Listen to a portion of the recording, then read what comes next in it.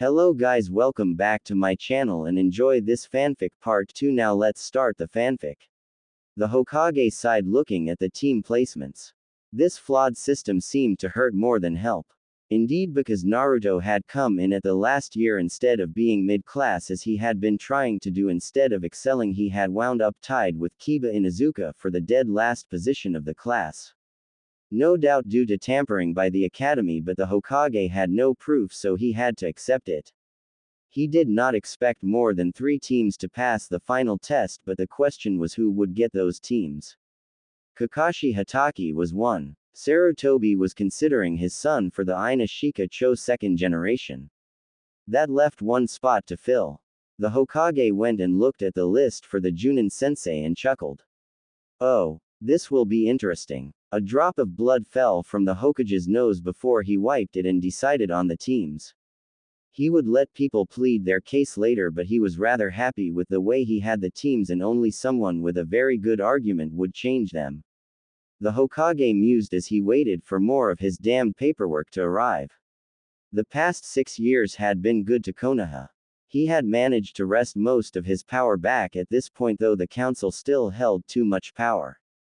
He had an iron grip when it came to enforcing the laws now.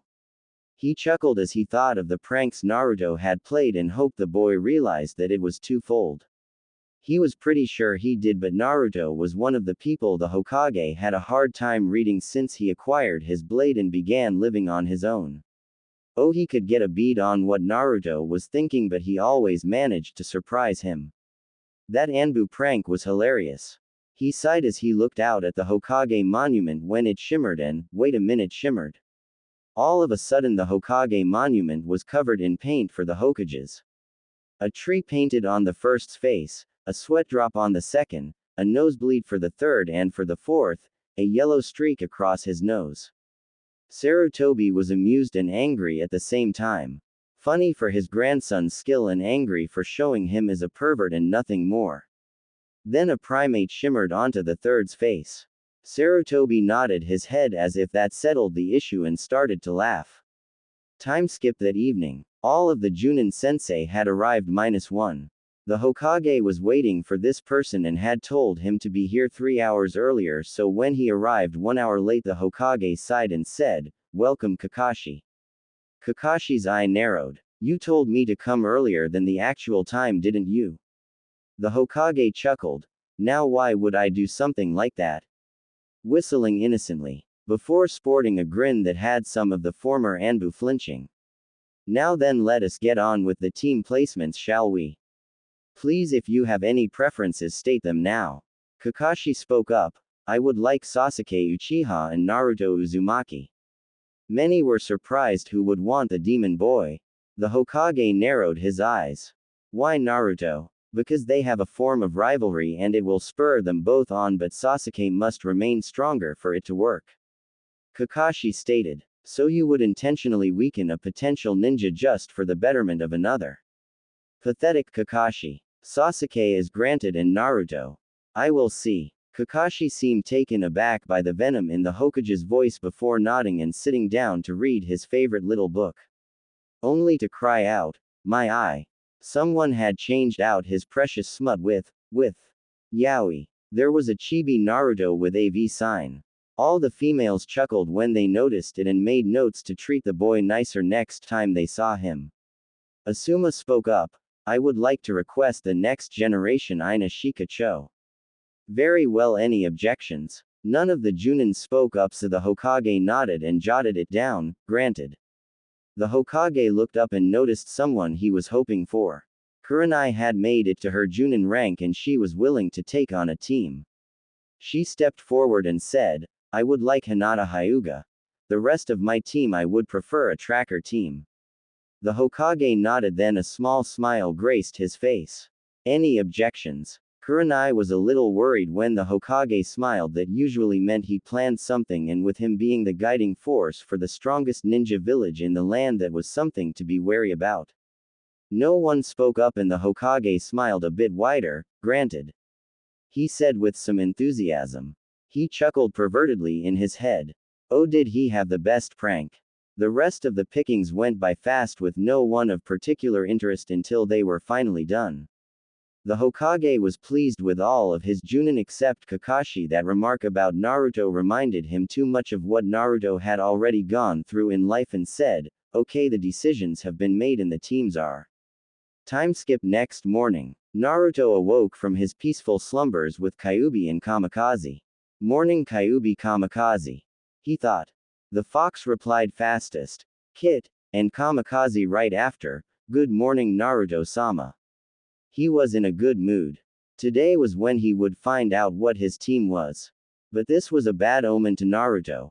Whenever he was in a good mood, something always happened to send it down the toilet. Now Naruto was by no means a pessimist, but he believed that very good mornings were really only okay when you had someone to share it with. Somewhere within the city and in Mizu no Kuni 4 women sneezed.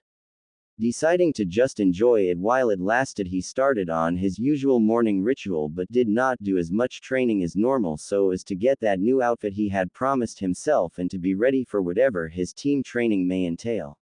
After breakfast, Naruto made his way to Chris' shop yet again. He had told Chris pretty much everything about himself. He was his closest confidant and he could count on Chris to help him should he need it. As such, he knew about all his pranks and honestly roared with laughter at what he did a year ago.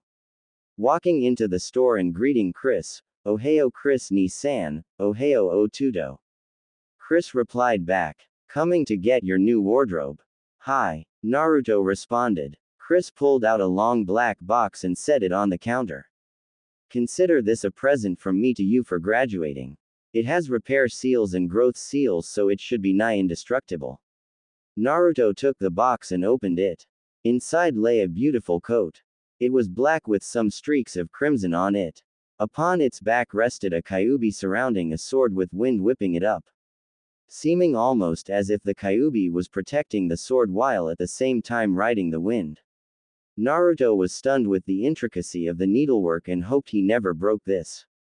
"That is ninja silk made from nin spiders, so only the hottest fires will burn the cloak. Wear it with pride.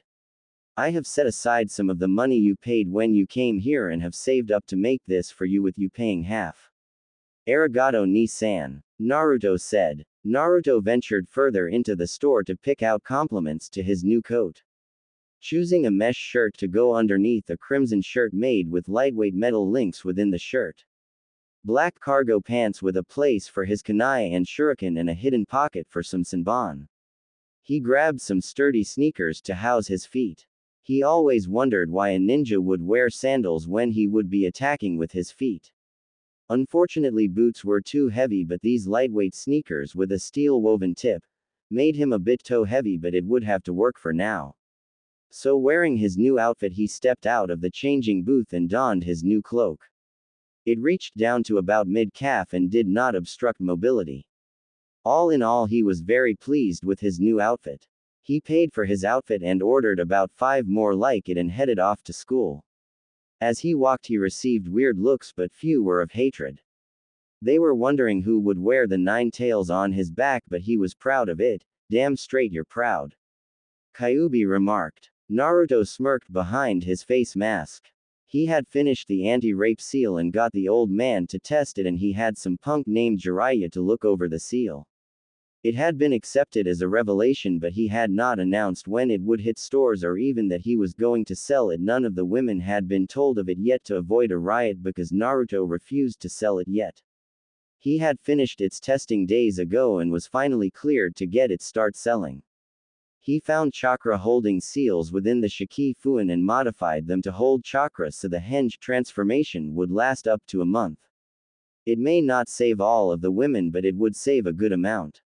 It worked by storing chakra in it when it was applied and had a one-time usage. Once activated, it would remain active until the kunoichi decided to cut it off. Because of the small amount of chakra a henge takes, the small henge could last a month before dispelling. Once the technique was stopped or dispelled, you had to reapply the seal to have access to it again. As a side note, it was able to be turned off. It activated when a person tried to invade the kunoichi's aura or if the kunoichi activated it. The seal would sense the intrusion and automatically activate should the kunoichi have it turned on. This kept them from being raped while knocked out. It would knock the person back with a small burst of chakra and engage the henge.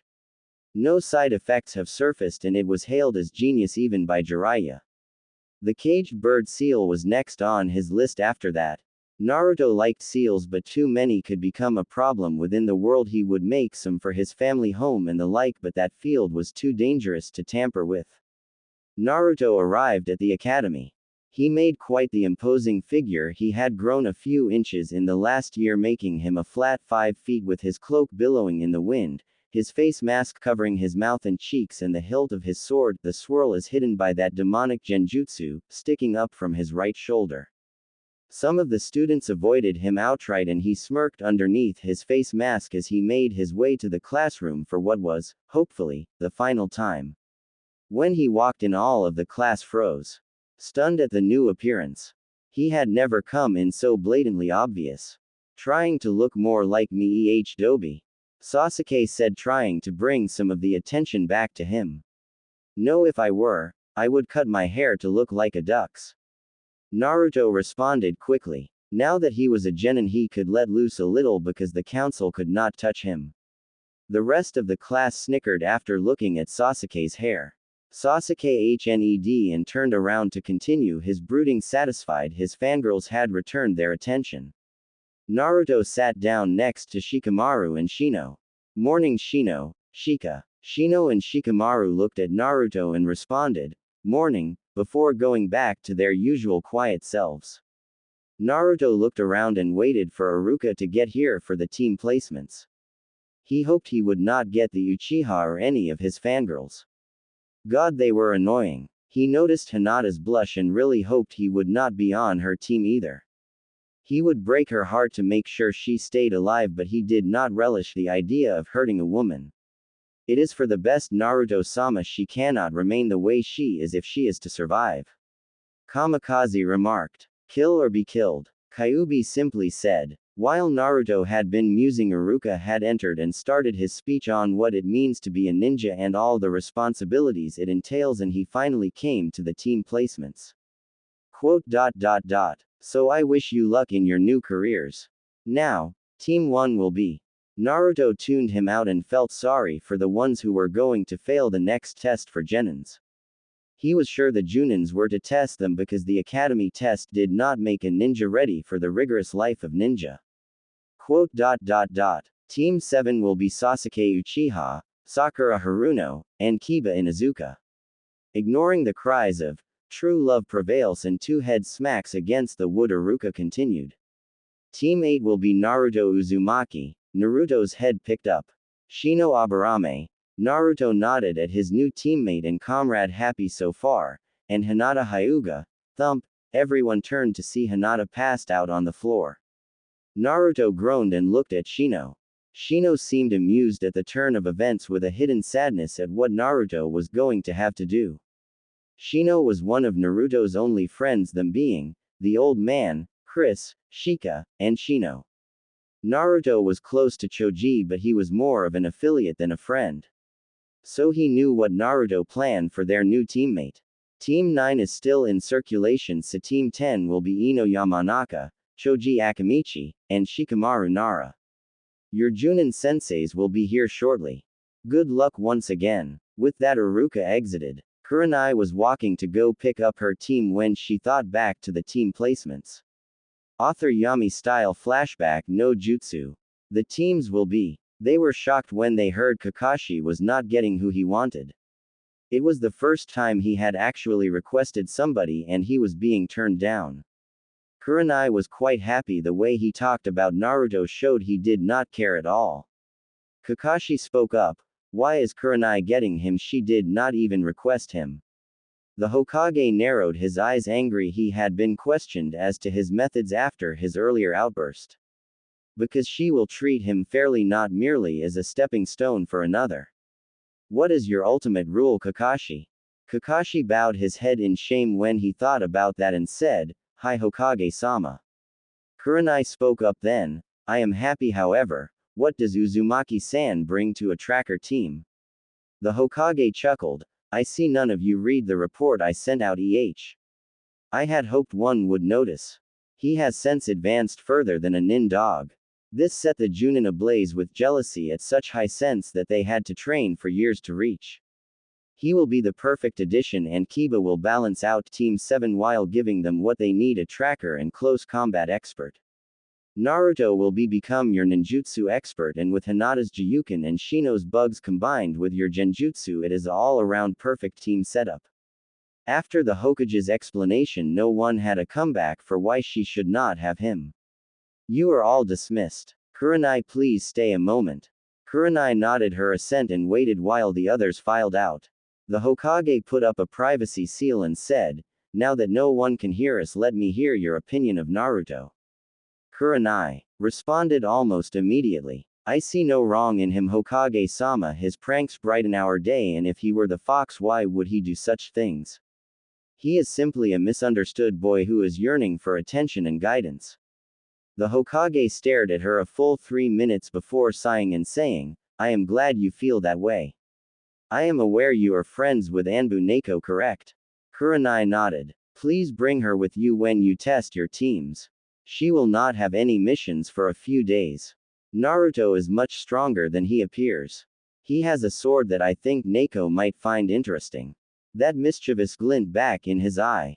The Hokage said, you are dismissed. Kurenai turned around and walked out, wondering about the enigma that is Naruto. Author Tenchi style. Flashback no Jutsu Kai. She continued on her way with Yugao in regular Junin attire, next to her carrying her sword.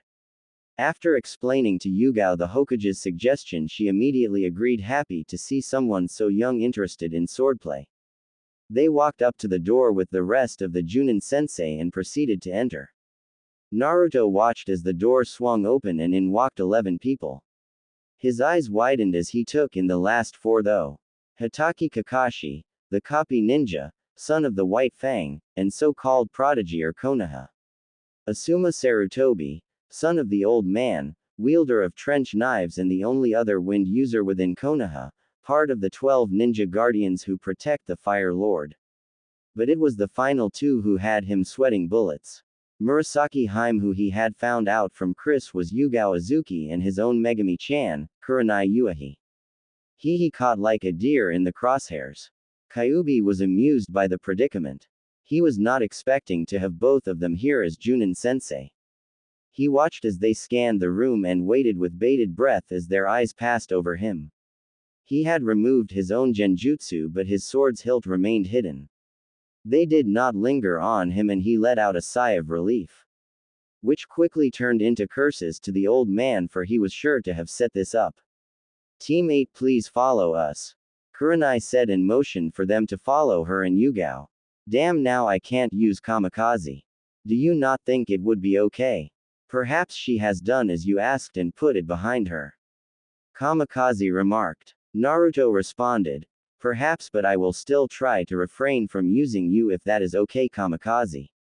I am not happy, Naruto-sama, but you do it for the right reasons. I will accept this for now, but should you put yourself in danger, I will not hesitate to take control of your arm and pull myself. Consequences be damned. Naruto was a little surprised at Kamikaze but accepted nonetheless. He got up with Shino and Hinata and headed out to their senseis. Once they were outside, Kurenai turned and said, meet us at training ground 8 in about 20 minutes. And both she and Yugao shunshined away. Naruto made a pointed look at Shino. Keep Hinata busy for the 20 minutes, was the silent message Naruto sent, and Shino nodded as Naruto shunshined to the 2 women to inform them of Hinata's crush and how he was going to break it. Kurenai and Yugao appeared in the training grounds area. It was an all-around training area with some rocky places, a forest, a small waterfall, and a meadow. Not 1 minute later, Naruto shunshined in as well with a little burst of air. Both Junin were stunned that he could do such a high-level technique already, but hid their surprise well. He turned to them and smiled, or it appeared he did, and spoke. Unfortunately, we are probably going to get off on the wrong foot.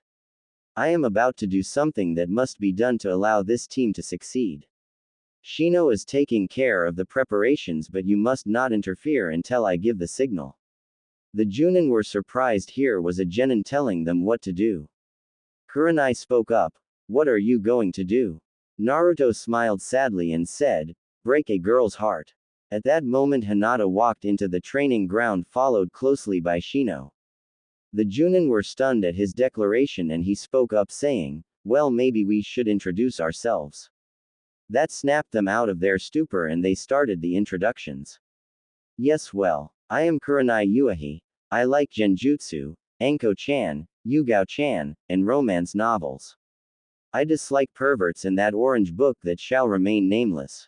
My dream is to be the foremost genjutsu master in the world and to see you get to Junin. Kurenai said, I am Yugao Azuki. I like kenjutsu, Anko-chan, Kurenai-chan, and mystery novels. My dislikes are the same as Kurenai. And my dream is to become a kenjutsu master and pass it on to my kids, said Yugao. You will call us Kurenai-sensei and Yugao-sensei. Now Shino, you're up. I am Shino Aburame. I like Naruto, bugs, and learning about different types of bugs. I dislike those who kill bugs for no reason. My dream is to become clan head and help Naruto achieve his. Shino said, I am Hinata Hyuga. I like lavender and, she glanced at Naruto, I dislike perverts and the caged bird seal. My dream is to abolish the caged bird seal and become clan head. Imagine her stuttering, Hinata stuttered out and Kurenai smiled at the shy young girl. Naruto sighed as he caught her glance. I am Naruto Uzumaki. I like foxes, kenjutsu, ninjutsu, and seals. My dislikes are perverts, rapists, and child beaters. My dream for the future is to become the strongest shinobi in the land to protect all my precious peoples. Kurenai blinked and smiled softly at her team. She got a good bunch. Now it was time to test them. But before Kurenai could speak, Naruto beat her to it again. Hinata, if there were another test for genin to become genin besides what was taught in the academy, what would it be based on? Shino. After a few seconds Hinata's eyes widened at her answer and Shino nodded. They said in unison, teamwork. He smart kids Kurenai sensei. Kurenai was flabbergasted. He deduced there was another part of the test and completed it all without even being given the test. Who is this kid? Definitely not the dead last of the academy. Now Hinata, what would you say would be the best teamwork a team could come up with? Naruto questioned. This put Kurenai on edge. She knew of Hinata's crush and was hoping Naruto would not crush her. Shino put himself in the way and shook his head at Kurenai, a clear indication not to interfere. Anyo. I am not sure, Naruto-kun. Hinata stuttered again. Naruto steeled himself and said, being able to kill one another. Hinata seemed confused until Naruto took a taijutsu stance that had Yugao gasping. Yugao recognized that style even if it wasn't the true style. It was the fourth style. Where did he get information on that it should be locked up in the Hokage vault? Naruto lunged forward as fast as his seals would allow and started to fight Hinata. He went for a right hook. She blocked and spun away to get some distance and took her stance and hesitantly activated her Byakugan. What are you doing, Naruto-kun? Hinata stuttered. I am breaking you of your naive ways, Hinata, and allowing you to fight to your full potential by killing you. With that he put his deadly taijutsu to actual work for the first time. Accurately dodging her Jiyuken strikes because she would not attack any vitals and delivering debilitating strikes on his own. Kurenai and Yugao watched transfixed and horrified. Naruto was actually hurting his teammate. Nothing too hurtful, but she was clearly going to be hurting in the morning. Finally, after a nasty roundhouse kick, Naruto stood looking down on Hinata. You are weak, Hinata. You allow others to walk all over you and will not fight back. This team will not continue with you as you are. You must be willing to attack and kill. A ninja is destined to kill. It is our lot in life. If you are afraid to take a life, then you do not belong within the shinobi ranks. He then leaned down and cupped her chin and pulled her eyes to his. That is what makes you weak and what makes you strong. Your kindness is rarely found within a human. Draw strength from it. Allow yourself to be kind to those around you. Use that kindness that makes you want to protect someone to kill your nice side within battle, Hinata. You must be able to strike me in the heart with a Jiyuken strike, for sparring with me while ignoring my vitals means you will ignore the vitals on a bandit. What happens when that bandit you are fighting turns around and kills me because I trusted you to have my back but you held back not wanting to kill? Do not relish in killing. Simply do it because you must. Your crush for me is built out of adoration. Adore yourself. Climb to your peak and become the serious kunoichi you are destined to be. Hinata stood with tears in her eyes and said, "Hi Naruto." She would not call him Naruto-kun not after that. Kurenai was angry that he had been so brutal, but what he said seemed to have worked and Shino lowered his bugs. I am sorry for resorting to such extreme measures, Hinata, but for this to work, I need you to focus. Do not love me. I am incapable of loving you. I will not allow myself to. I have noticed the hatred of my village just as you have, and you know your father would never allow it. Try Kiba, he is a bit of a pervert, but if you make him yours he will be loyal to a fault. Hinata nodded, still crying but with determination shining in her lavender orbs. Satisfied he had accomplished what needed to be done, he walked up to Shino and said, "Arigato." Shino punched him in the jaw. "Don't ever hit your comrades again and I will consider it thanks enough." Shino was not happy he went further than he had planned, but he accepted it. His logical side said it was for the best, but he needed to get that out of his system. Hi Shino. Naruto was not angry, he knew what Shino was thinking. Kurenai just shook her head. It seems she got the crazy bunch.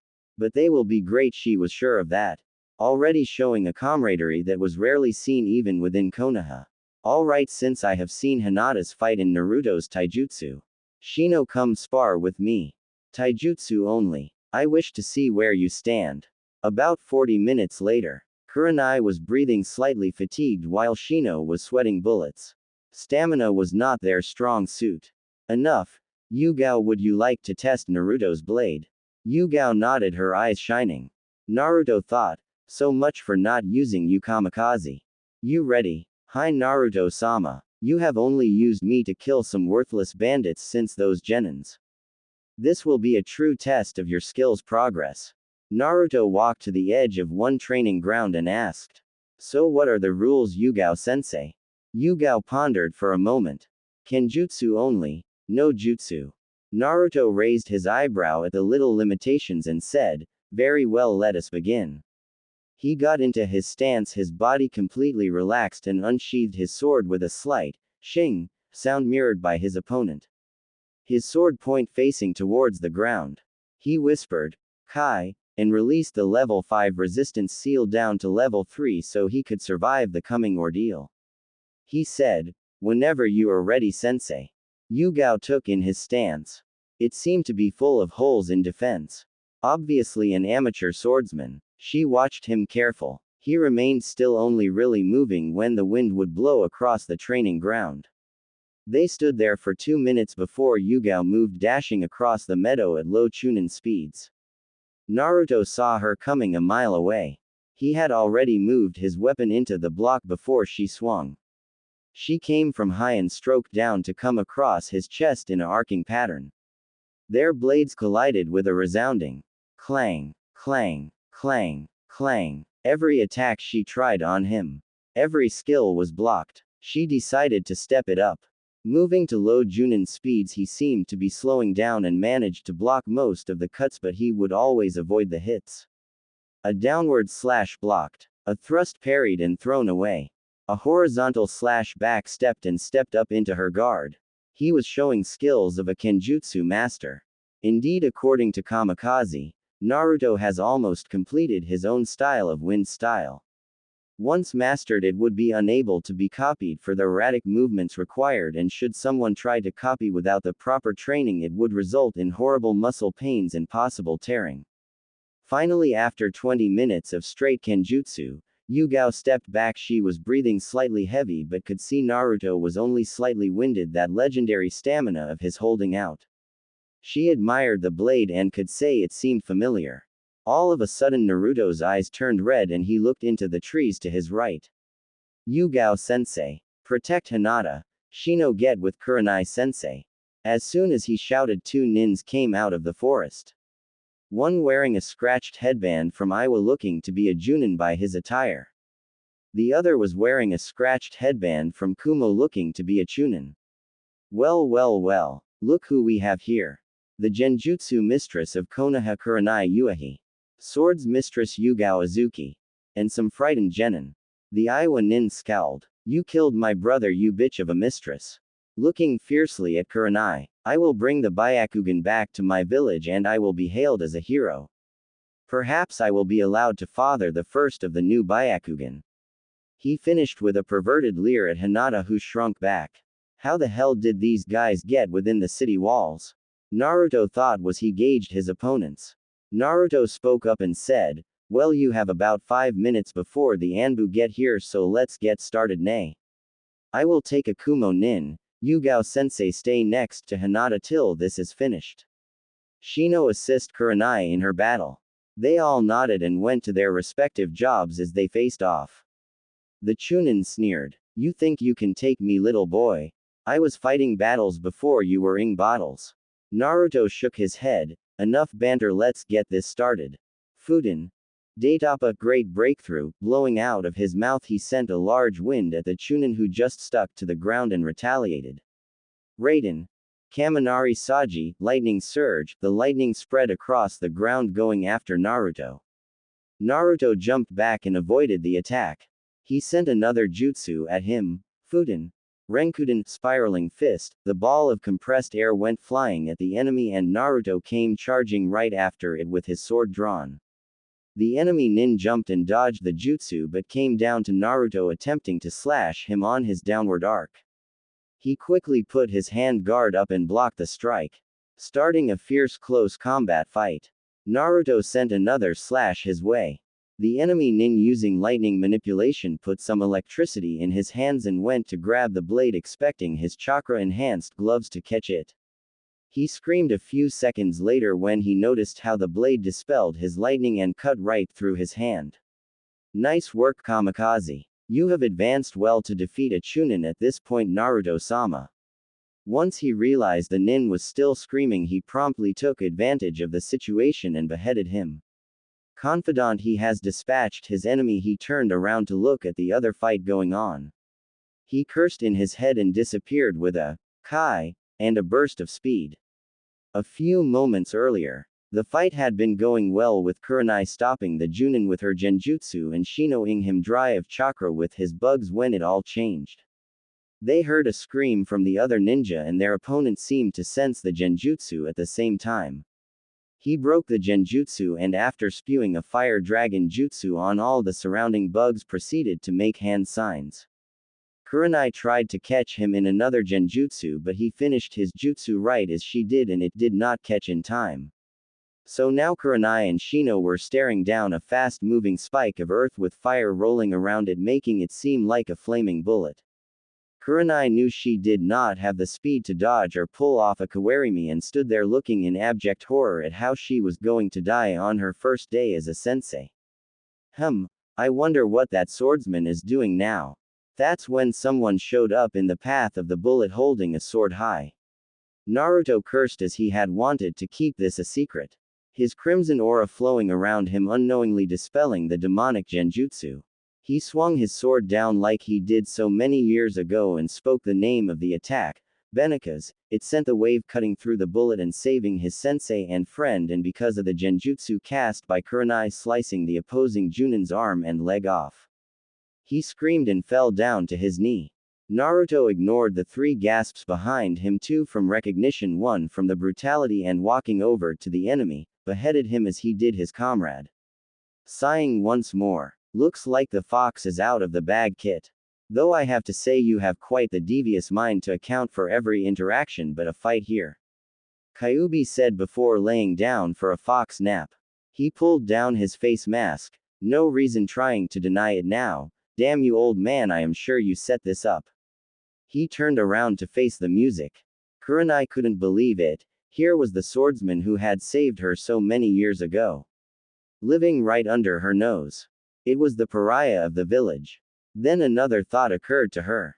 The Hokage lied to her. He knew he was here and told her otherwise. Oh, she was pissed. Yugao was transfixed on the blade. It had appeared in her dreams a few nights in the past year. She would always wonder who it was who could prank Anbu with a sword. She had suspected Naruto, but he never had a sword with him, so she could never verify it. That swirl and that attack, such grace and definition. Oh, she had to know more. Hinata and Shino were just in awe of the attack and seeing their teammate kill two higher-ranking ninja. Hinata was wondering if she could get as powerful. Shino was wondering if he had always been this powerful and if this was the reason for his bug skittishness. Naruto turned around and Kurenai and Yugao gasped yet again at the red eyes shown by their young charge. Hello again, Megami-chan, Murasaki Harem, been a while, has it not? Naruto spoke, having a deeper voice than normal with his battle mode activated. Whenever Naruto had activated this state before, he would gain speed and strength as well as better eyesight. After contacting Kyuubi, he asked if it was its chakra he was tapping into, but Kyuubi said it wasn't, so he just chalked it up to a bloodline or something since he could not accurately account for another power source. Shino and Hinata were a little confused as to the names until they saw the looks of shock on their sensei's face. Naruto, I believe an explanation is in order. Shino stated. Naruto sighed and said, "Hi, follow me, we will go to the Hokage's office. What I have to say should not be heard by the wrong ears." All of them just nodded as Naruto deactivated his battle mode and his features returned to normal. He sheathed Kamikaze and they all shunshined to the Hokage's office. Hokage's office. Naruto and his team shunshined into the office and Naruto glared at the Hokage. "I know you had something to do with this, you old geezer. Damn it, I had a reason for that request." The Hokage blinked and then took in the state of the team and said, "What happened?" "Yes, I put you with Yugao and Kurenai, but nothing else should have happened." After explaining the stuff on the team training ground and handing in the two heads which gained them AC rank and A rank missing nin bounty, the Hokage shook his head. "I had hoped you would have built a little bit of your relationship before having to discard with your pretenses, though I think this will be good for you." Kurenai spoke up before anyone else though and asked, "Why did you lie to me about him, Hokage-sama?" "Me too," Yugao pitched in. The Hokage turned his eyes to Naruto with a questioning glance. Naruto sighed and scratched his head. "Because I told him to." Kurenai turned a hurtful gaze on him and Yugao was just shocked he wouldn't want recognition for what he had done. "I suppose I should start at the beginning. Let's get some food and get comfortable. This is going to be a long story." "Are you going to tell them everything, Naruto-sama?" Kamikaze spoke up. "Hi, if it is okay with you. I must trust these people and they have proven trustworthy so far. Just be careful mentioning you can speak with me. These people, even the Hokage, are fearful of what they don't understand." Kyuubi informed. "I will leave out talking to you and just say I met you and you threw me out the mindscape. Keeps with your demon persona, right?" he said with a little bit of sarcasm and returned his attention to the people sitting around the Hokage's office with some food on the table. Sighing one last time, he began his tale. Gigi put up a silencing barrier. "Please," after pausing for the glow of the barrier. "It all started on my 7th birthday. Then I passed the exam and am now assigned to your team. Should you not wish to work with me anymore, I will understand." The Hokage waited in bated silence to see what his teammates would do. Shino spoke up rather fast and said, "So you are hated for what you carry as well. It makes no difference what you hold. You have saved the village every day you draw breath. You will always be my first and best friend." Having said that, he bumped fists with Naruto and he waited patiently for Hinata's decision. Hinata finally spoke up after about 2 minutes of silence. "Naruto, that is a lot to take in. Though it is amazing what happened to you when you were younger. I would be proud to call such a brave person as you as my friend," surprising even herself by not stuttering. Naruto laughed, happy for his first few friends' acceptance, and said, "Well, Hinata, it seems my lesson is working rather fast. He turned to the two elder women within the room and his eyes saddened for having hurt them. They had been looking for him, but he was trying to save them pain. Gomen Megami-chan Murasaki Harem. I had tried to hide from you in an attempt to keep you from pain, but it seems all I did was compound on it. Yugao spoke up. Damn right, you little blonde swordsman. Well, we will have to have an all-out kenjutsu battle to the end of time to figure out whether I should forgive you. She turned away from him with a small smile on her face. Kurenai was still trying to digest everything he had said. Well, I guess I could forgive you, but can we talk after this? Naruto nodded and said that he would take her to his apartment later. The Hokage then spoke up. So Naruto, you did not think it prudent to tell me you had a sentient sword Naruto smiled sheepishly. That you had also taken the Book of Seals written by the Yondaime. That you had made contact with the Kyuubi. Naruto flinched at each accusation but turned to his Hokage and said, I was not a ninja at the time and I was not required to inform you. I needed an edge should the civilian council find a way to go around Ujiji. I am sorry. He hung his head. The Hokage sighed. All of that is true, and stealing the Book of Seals is a serious offense. However, I think we can overlook it in light of recent events. Good job, Naruto, in protecting your team from those missing nins. I would like to see your taijutsu, and if I can I will get you the actual hummingbird style, since you are obviously the only person within the village who can use it. Naruto's eyes lit up and he said, Hi Ji-san. Naruto paused, remembering something. So Ji-san, my seal is ready to be sold, correct? Hi Naruto. Good, Kurenai-sensei. Yugao-sensei. Hinata, come here a moment. Naruto reached into his pouch and took out 15 anti-rape seals. Kurenai-sensei, after hearing your account of how you were almost raped 3 times in a single day and looking over the seals of the Yondaime, I decided to make what I call an anti-rape seal. I had made my jutsu off of it, but no one knows the true purpose of that jutsu. It is an actual transformation.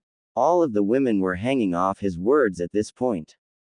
This seal I have created, tested, and perfected will be sold in Konoha soon, but I want you 3 to have 5 each. He handed them to them, and after explaining how they worked, Kurenai and Yugao immediately slapped theirs on their necks under their hair. I ask you keep this a secret so people do not come banging on my door. I just finished this recently and I will get it in stores as fast as possible. They all nodded, amazed at such a thing. I believe that is it for today, and judging by the sun it has been a long day. We should all head home. Be at the training ground tomorrow at 8 a.m. You all passed. Kurenai said. All of them nodded and the Hokage disengaged the privacy seals. Yugao gave Naruto a kiss on the cheek for the anti-rape seal and headed off home with a spring in her step. Kurenai chuckled at Naruto's stunned face. Shino and Hinata headed off to the clan district while Naruto walked to the ninja district. Naruto led Kurenai to his apartment and they entered. Naruto asked, would you like something to drink? Kurenai nodded to his offer and took a seat on the sofa. She liked how his living room was set with a few pictures here and there. Could use a woman's touch, but it was homey enough. Naruto set the drinks down and wondered what it was she wanted to talk about. So, was that everything from when you saved me to now? Kurenai asked. Hi, though I might have changed my words around from in front of Hinata. Naruto answered. Oh really? How so? Kurenai teased. I believe the exact words I used were, a beautiful woman such as Kurenai does not need to have such hate thrown on her. Kurenai blushed at his compassion even from such a young age. You know, I wasn't searching to thank you. Not many people would do what you did. Many would have killed the others just to take me for themselves, or would have left me there without risking their own necks. Naruto nodded and responded, what did Ji-san tell you I said when I saved you? Kurenai thought for a moment before it dawned on her that rapists were the worst beings aside from child beaters. Naruto nodded again. Kurenai thought to herself a little bit, he is so young yet he acts so mature, what must he have gone through at the villagers' hands? He is so compassionate, it rolls off him in waves, even with the fox's presence he is not tainted. Naruto spoke up. I act mature for my age, yes. I noticed you pondering that. Let me say that my childhood was one that necessitated me be very careful. As such, I have read many things and learned as much as I can to survive. Some things I know nothing of compared to others. I only hope what I know is enough to keep me afloat. Kurenai was struck by his words yet again and decided to call it a night before her mind took her to a place she was pretty sure it would lead to eventually anyways. So she bid Naruto good night and stood up to leave. As she was leaving, she leaned in and gave him a kiss on the cheek opposite Yugao. Thank you, my little blonde swordsman. Naruto stood there stunned for a second before replying, good night, Megami-chan. It had been almost 2 months since the formation of Team 8 and the revealing of Naruto's secrets to his teammates. They had been doing more D ranks than the other teams because they were already perfectly situated into their roles. They even took the D ranks as a training exercise and as a result finished them much faster than should be possible. Naruto would do extra D ranks so they would have them on the record. They would only take the hardest ones and leave stuff like painting fences to the KB's Kage Bunshin. He would give the extra money to his teammates since his anti-rape seal had literally been sold out since it hit the shelves. His identity behind the seal had been a closely guarded secret, only the Sandame and his team knew it was Naruto, Yugao also, but he considered Yugao part of his team. She would always come by when she had time. None of the females around Naruto paid for the seals since he gave them another batch when he finished them. He was planning on buying himself a plot of land and building a house when he got the money he wanted. There was tension building within the team though.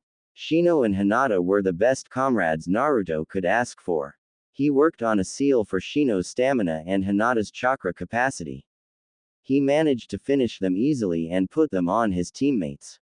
Shino could now last in a fight against Hinata, and Hinata's chakra capacity shot up from Genin to almost low Junin. The tension, however, was between Naruto and Kurenai, especially when Yugao would visit.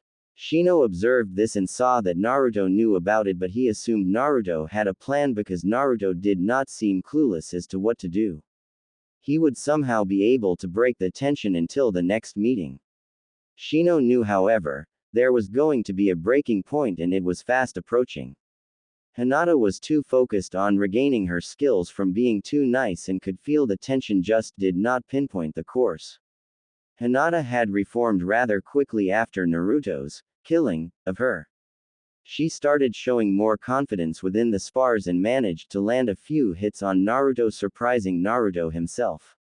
She beat Hanabi, her younger sister, in a clan spar and managed to fight longer against Neji, the branch house prodigy, surprising the clan elders and bringing her father's notice to her. Her father had been so hard on her, hoping to push her, but it resulted in the opposite effect until Naruto broke her. She had not seen Kiba yet but resolved to herself to at least give the boy a chance. He had been chasing her for years and he deserved it.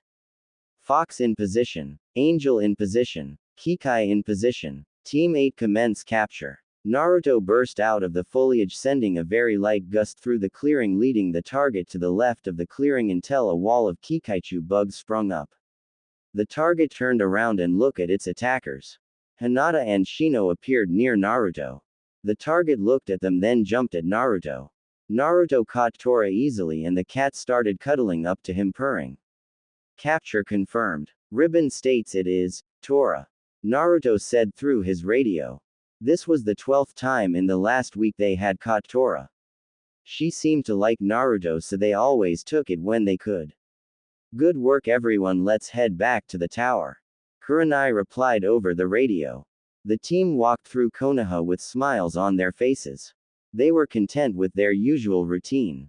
They would meet early in the morning and train. As soon as the Hokage's tower would open, they would go grab their missions for the day. Do the missions till lunch and then finish up the missions. Teamwork exercises and finish the day off with some good old spars. Each of them could do the water walking exercise, and Naruto was working on Senbon balancing while incorporating Kunai balancing into his other known exercises to his KBs. At this point Naruto had about Chunin level chakra control.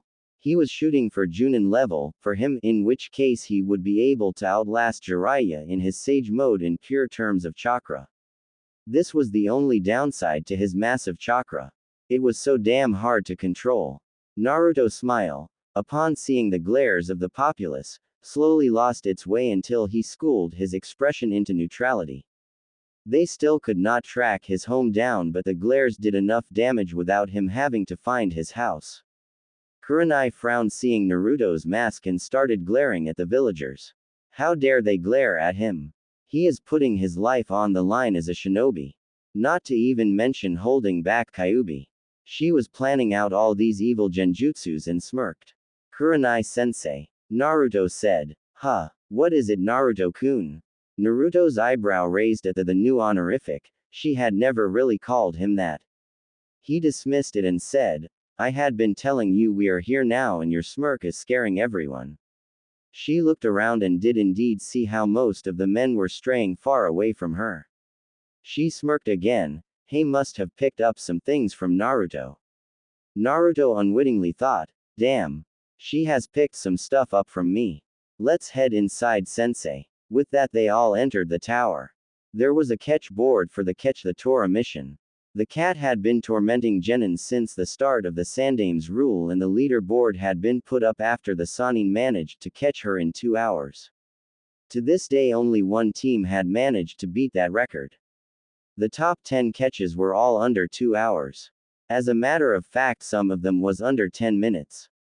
Naruto had set up places to meet Tora so he could pet her when she was out. As such he had a little bit of a schedule he could follow to catch her. All of the top 10 catches had been made by Naruto's team.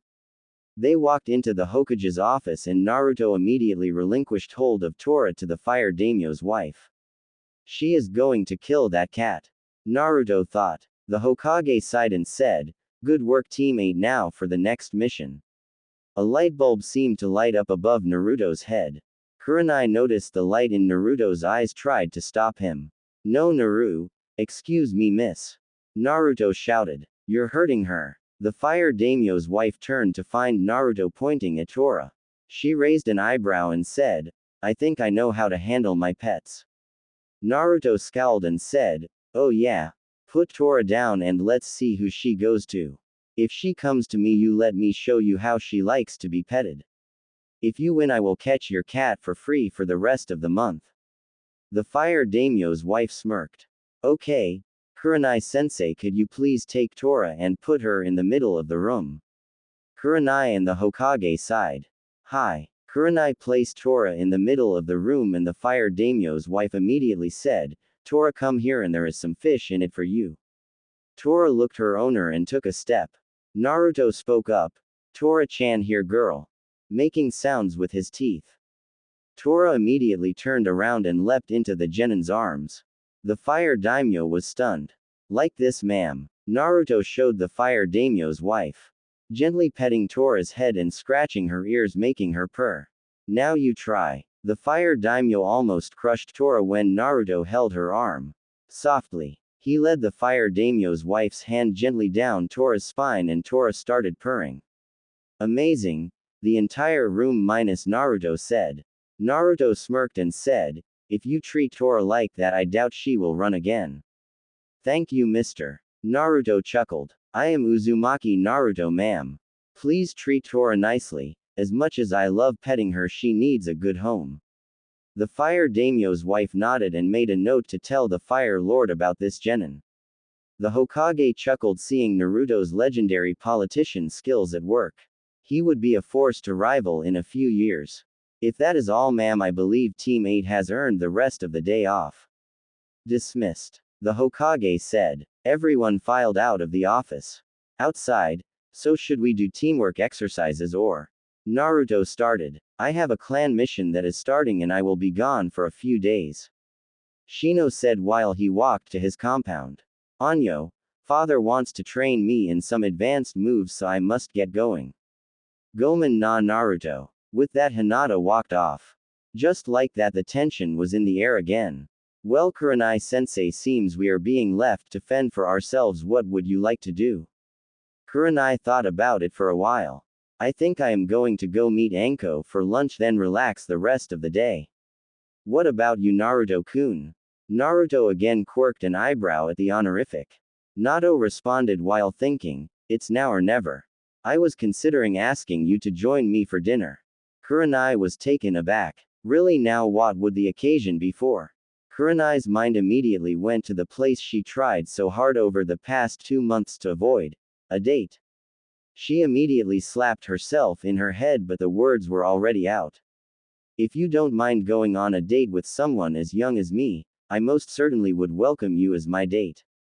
Naruto said. Naruto hated to throw such a point into the conversation, but it must be clear before they start anything that could lead to disaster areas for Naruto's mind. If he allows himself to connect to someone but they would never allow it past a certain point. Well, Naruto has so little friends it becomes devastating to lose even one.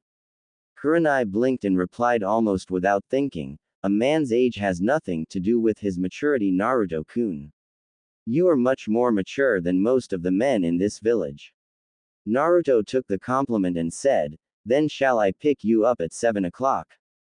Kurenai nodded her head and took her leave, heading for Anko, eager to share her news with Naruto. He headed home thinking to Kyuubi and Kamikaze, that was unexpected. But welcome. Kamikaze chimed in. All I know is kid, you need some clothes for tonight. This Anbu stuff isn't cutting it. Kyuubi informed her container. Naruto nodded his assent to the demon. He had arrived at his house and decided to tidy up his small apartment. He set about to work and let his mind wander as he did the menial chores that allowed him to work his finger muscles. Over the past month he could feel the UAL tension between himself and Kurenai. It was part of the reason he did not want his identity revealed, but he could not say he was not enjoying the attention. He had been attracted to the woman even when he was young. He was by no means a pervert, but for some reason he had noticed her even at his young age and pegged her as someone he wanted to know more about. He had thought about her over the years and kept an eye on her, helping her out with little notes for genjutsu ideas, though she didn't know that. He knew that now that she knew about him. He was falling for her. Thought there were two things that held him back. One was the age difference. He was not sure she would be able to hold a relationship with someone 7 years younger than her.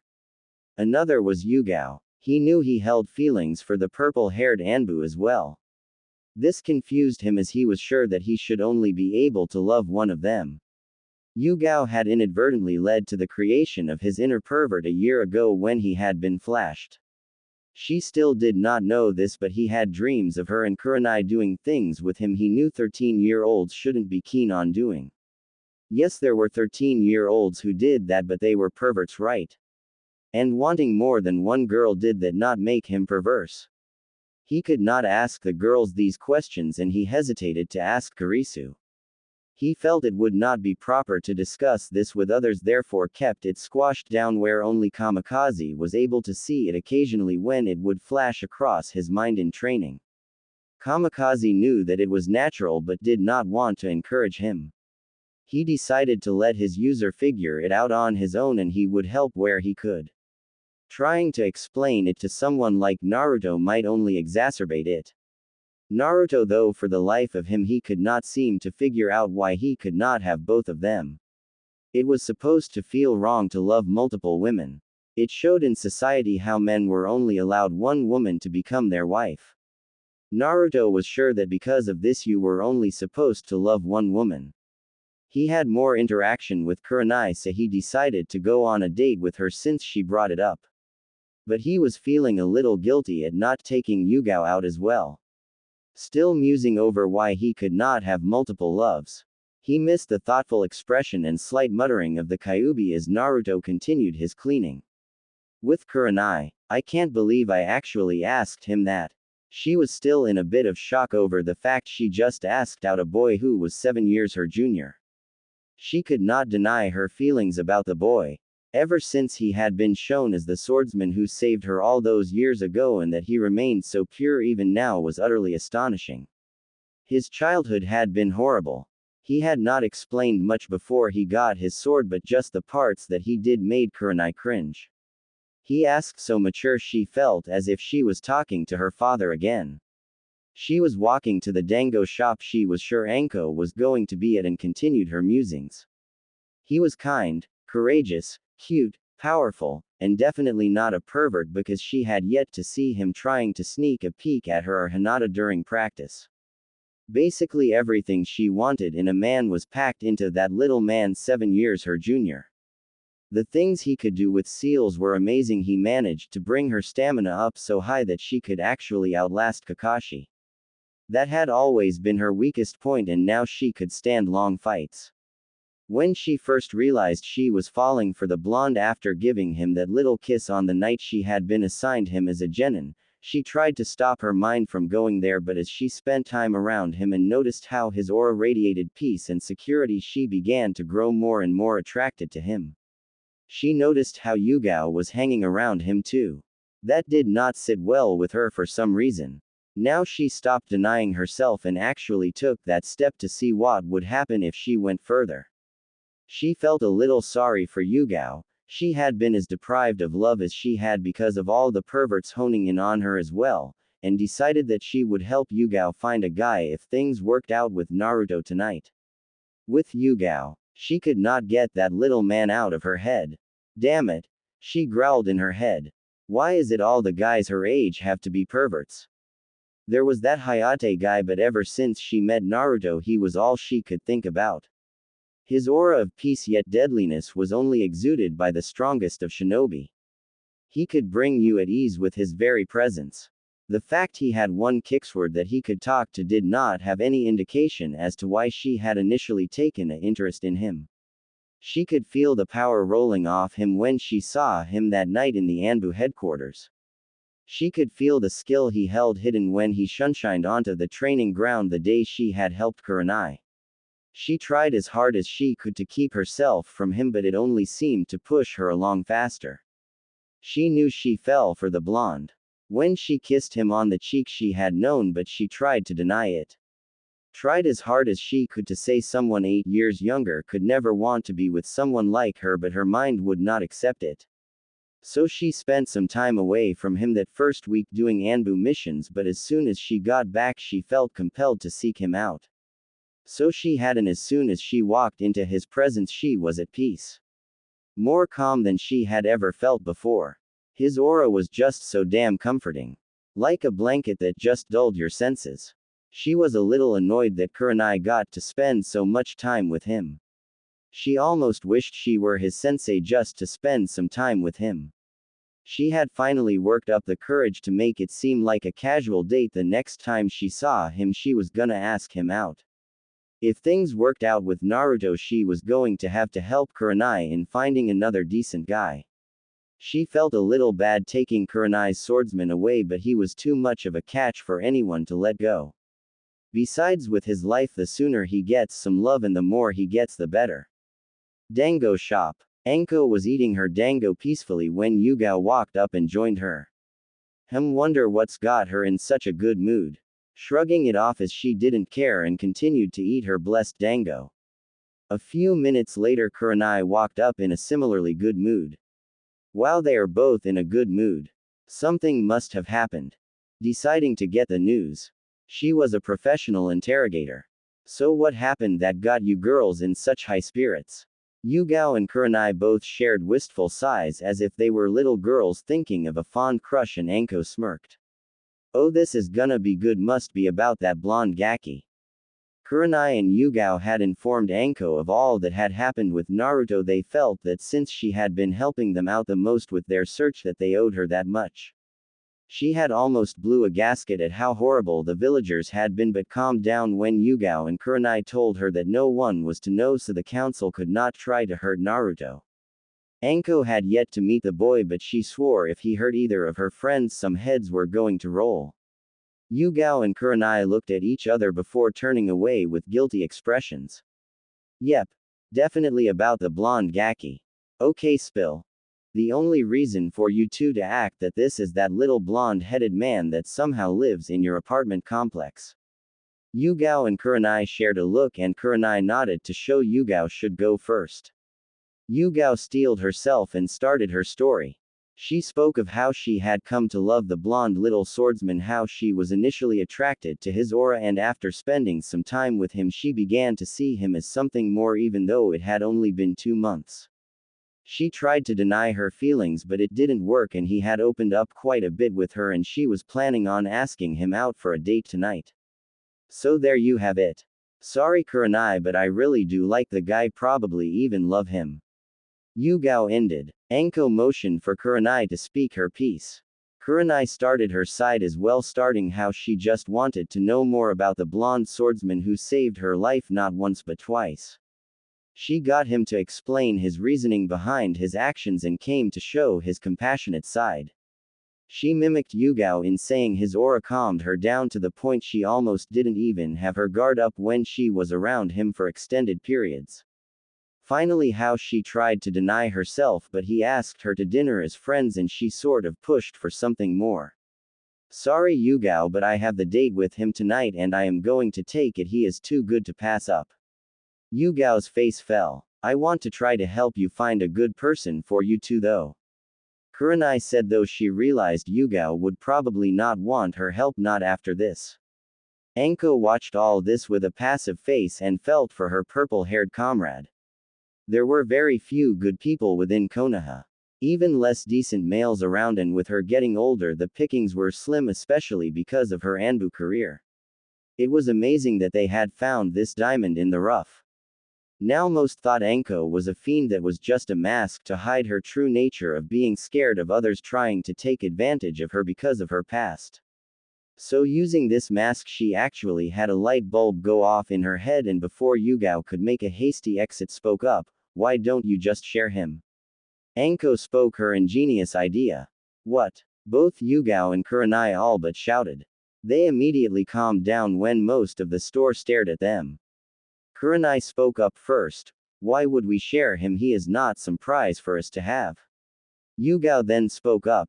Yeah. Besides, what if he didn't like me? He did ask Kurenai out first. Anko sighed. Getting through to these numbskulls will take some maneuvering. First off, I never said he was a prize. He is a person, but with the shit he has been through, don't you think he deserves a little extra lovin'? Second, he opened up to you, Yugao. According to Kurenai here, he has not told as much as he told to you to anybody but Kurenai. What other proof do you need? He has had a life more horrible than mine, and if I had two beautiful women say they both want to date me, I would most definitely jump at it. Anko sat back and watched her friend's emotions. There were two ways this could end. Both happy and satisfied, literally that demonic stamina would be put to good use with these girls, or one heartbroken and the other happy. She hoped it was the former. Yugao thought about it from Anko's suggestion. Does he love me? She asked herself first. If he didn't, then this was a moot point, but if he loved her and Kurenai, then well, it was a win-win in her case. She was great friends with Kurenai. She could tolerate having to share with her best friend. In fact, it might even prove fun. She had always enjoyed Kurenai's company. She had a sharp wit that showed itself around her friends. They enjoyed many of the same things. She had come to the decision she could share with Kurenai. After all, she had promised to help her find a guy too, and she loved Kurenai almost like a sister. If this provided them both happiness, then it was fine with her. Kurenai was thinking at the same time as Yugao. He likes me. I know that, but does he like Yugao too? She thought about it for a moment and decided that Naruto had to at least like her as a friend, if nothing else, with all he had told her. Then came the ultimate question. Can I share him? It was true what Anko said about his life. He had led an awful life. She was sure she could provide a loving, caring environment to his life. She loved Yugao like a sister. They both wanted the same guy and enjoyed many of the same views. She decided Anko was right. Sharing would bring happiness to all of the people. Naruto most of all, who deserved it. She turned to Yugao. Anko watched as they finished their internal debates and turned to each other. I don't mind if you want to try to share him, Yugao. Kurenai said. Yugao teared up with happiness and hugged her sister in all but blood. Thank you. Well, I think we should get ready for tonight. Kurenai blinked. She had almost forgotten her date tonight. You want to break it to him tonight? Hi. I don't get much time off from Anbu, but the Sandame has said he wants me to spend some more time with your team, so I will be getting a little more vacation time within the city. Kurenai nodded and said, well, we need to go pick out what we want so we can rock him tonight. Anko finally spoke up. I am happy for you two, just don't break him. He is going to be naive in some points. Try to be a bit more understanding and don't blow up at him. I heard he had a pink banshee from his last year at the academy and he hated her for it. The trio stood up and after paying for their meal exited the store. They walked for a little bit before getting ready to separate, and right before they did they ran into Naruto, who looked a little tired from what smelled like cleaning supplies. Kurenai and Yugao both waved and said, "Hello Naruto-kun." Naruto looked up from his trek and smiled. "Hello Kurenai-chan, Yugao-chan, Anko-chan." Anko looked confused before saying, "How do you know about me?" Naruto answered, "Yugao-can and Kurenai-chan always talk about you. I hear you have had a rough life. I was on my way to get some formal clothes done since all I have is training clothes. Would you ladies accompany me? I have something I want to show you." Anko immediately threw a kunai at Naruto, but Naruto saw her action and immediately plucked the kunai out the air and turned around, handing it back to her with the handle pointing at her as she shunshined behind him. "Do not attack me. I just might kill you," he said while staring at her with red eyes. "I believe this is yours," he said, returning to his previous persona.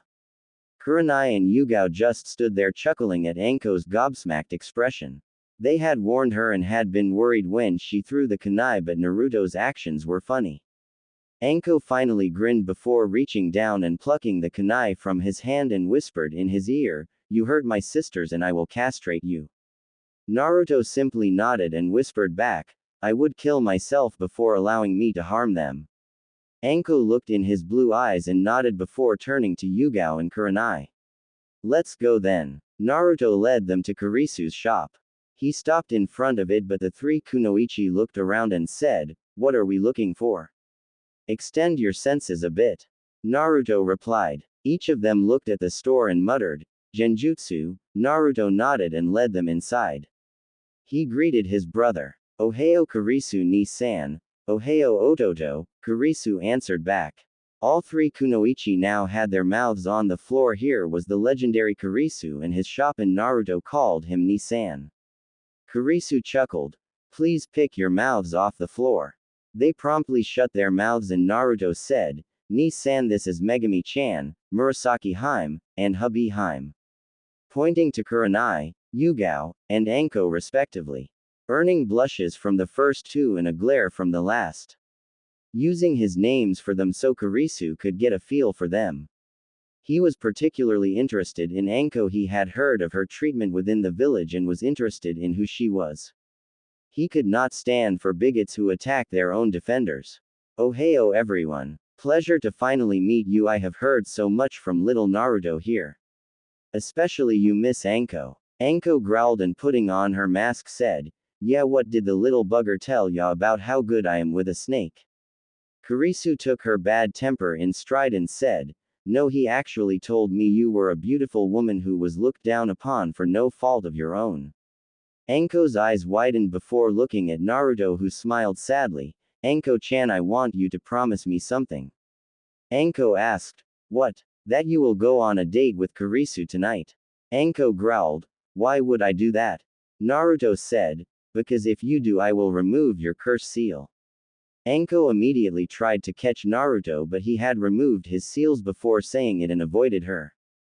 "Damn it, Yugaki, get here and remove this seal. You better respect me." Naruto's eyes turned red. "Respect is earned, not given. Even the Hokage had to earn my respect. Don't expect me to somehow respect you just because of your position. I had said I would remove the seal for little, but I don't think I should now with your little outburst. It took me years of studying to reach the level 1 I'm at and many months to devise a counter seal for your particular seal." Anko was stunned. The Gaki growled at her, but not only that, Yugao and Kurenai were shaking their heads. "I will give you one last chance. Kurisu is a fine man, he simply wants to know you better. I only had that stipulation because he will never ask you out and I know you two would work together." Anko considered it for all of 5 seconds and said, "Fine." Naruto nodded his head. "If you don't keep your promise, you will wish you had kept this compared to what I will do to you." He quickly pulled out a piece of paper and walked to Anko. Naruto slapped the paper on Anko's neck and yelled, "Fuiin Kai." After a brief moment in which markings spread all over Anko's body, she blinked and everyone saw a wisp of something that looked like a soul's head screaming in agony before disappearing. Now enjoy your night, that is what I wanted to show you. Be ready to be picked up at 7 Yane. With that, Naruto shoved them out the door and into the street. Naruto sighed and said, let's get to work, Kurisu, you need an outfit too. Kurisu sighed, since you went through the trouble, I will go. The girls went their separate ways to get ready for their respective dates. That night, 7 o'clock, Naruto rang the doorbell at Kurenai's apartment. Curiously enough, Kurenai, Naruto and Yugao were the only ones within this whole apartment. Kurenai's voice came from within the apartment, come in. Naruto walked into the apartment and noticed it was sparsely furnished, but the predominant theme was a red color set almost matching her eyes. She had a sofa and a TV. A few pictures of past times, but otherwise a plain apartment. He heard someone moving from the hallway and stood near the door, so when she came around the corner he could get a decent look at her. Kurenai came around the corner and his jaw dropped. She was wearing a red dress that reached down to her ankles. It stretched from right below her S to her ankles in a full wraparound, however, it was backless on the top with the straps holding her S to her body. He managed to pick his jaw off the ground just to have it drop again as Yugao walked into the room. She was wearing a golden dress with a back that supported her S quite nicely that ended about mid-thigh. He looked between the two women trying to figure out why both of them were here. Yugao and Kurenai were licking their lips and thinking, jackpot. Naruto had gotten a kimono made for himself. It was black with crimson crescents on it. It showed very little of his body, but with his hair tidied up and combed, even with its spiky appearance, he was showing every bit of the correct atmosphere. Finally noticing his questioning glance, Kurenai spoke up, take a seat, Naruto, we wish to discuss something with you before this date. Naruto looked like a deer caught in the headlights when she spoke, and she was a little pleased they had guessed right. Naruto sat on the sofa while they sat on either side. Now Naruto, Yugao spoke up, we already know you like Kurenai, but what about me? Naruto flushed a little before responding, you are amazing as well, Murasaki Harem, I really don't think I could live without both of you. Both of them flashed a smile before leaning in. That's good, Naruto, started Kurenai, because we decided we would share you. Yugao finished as they each took a kiss on the lips. Naruto was stunned for a few seconds before recovering. Huh, I thought it was against the law for that.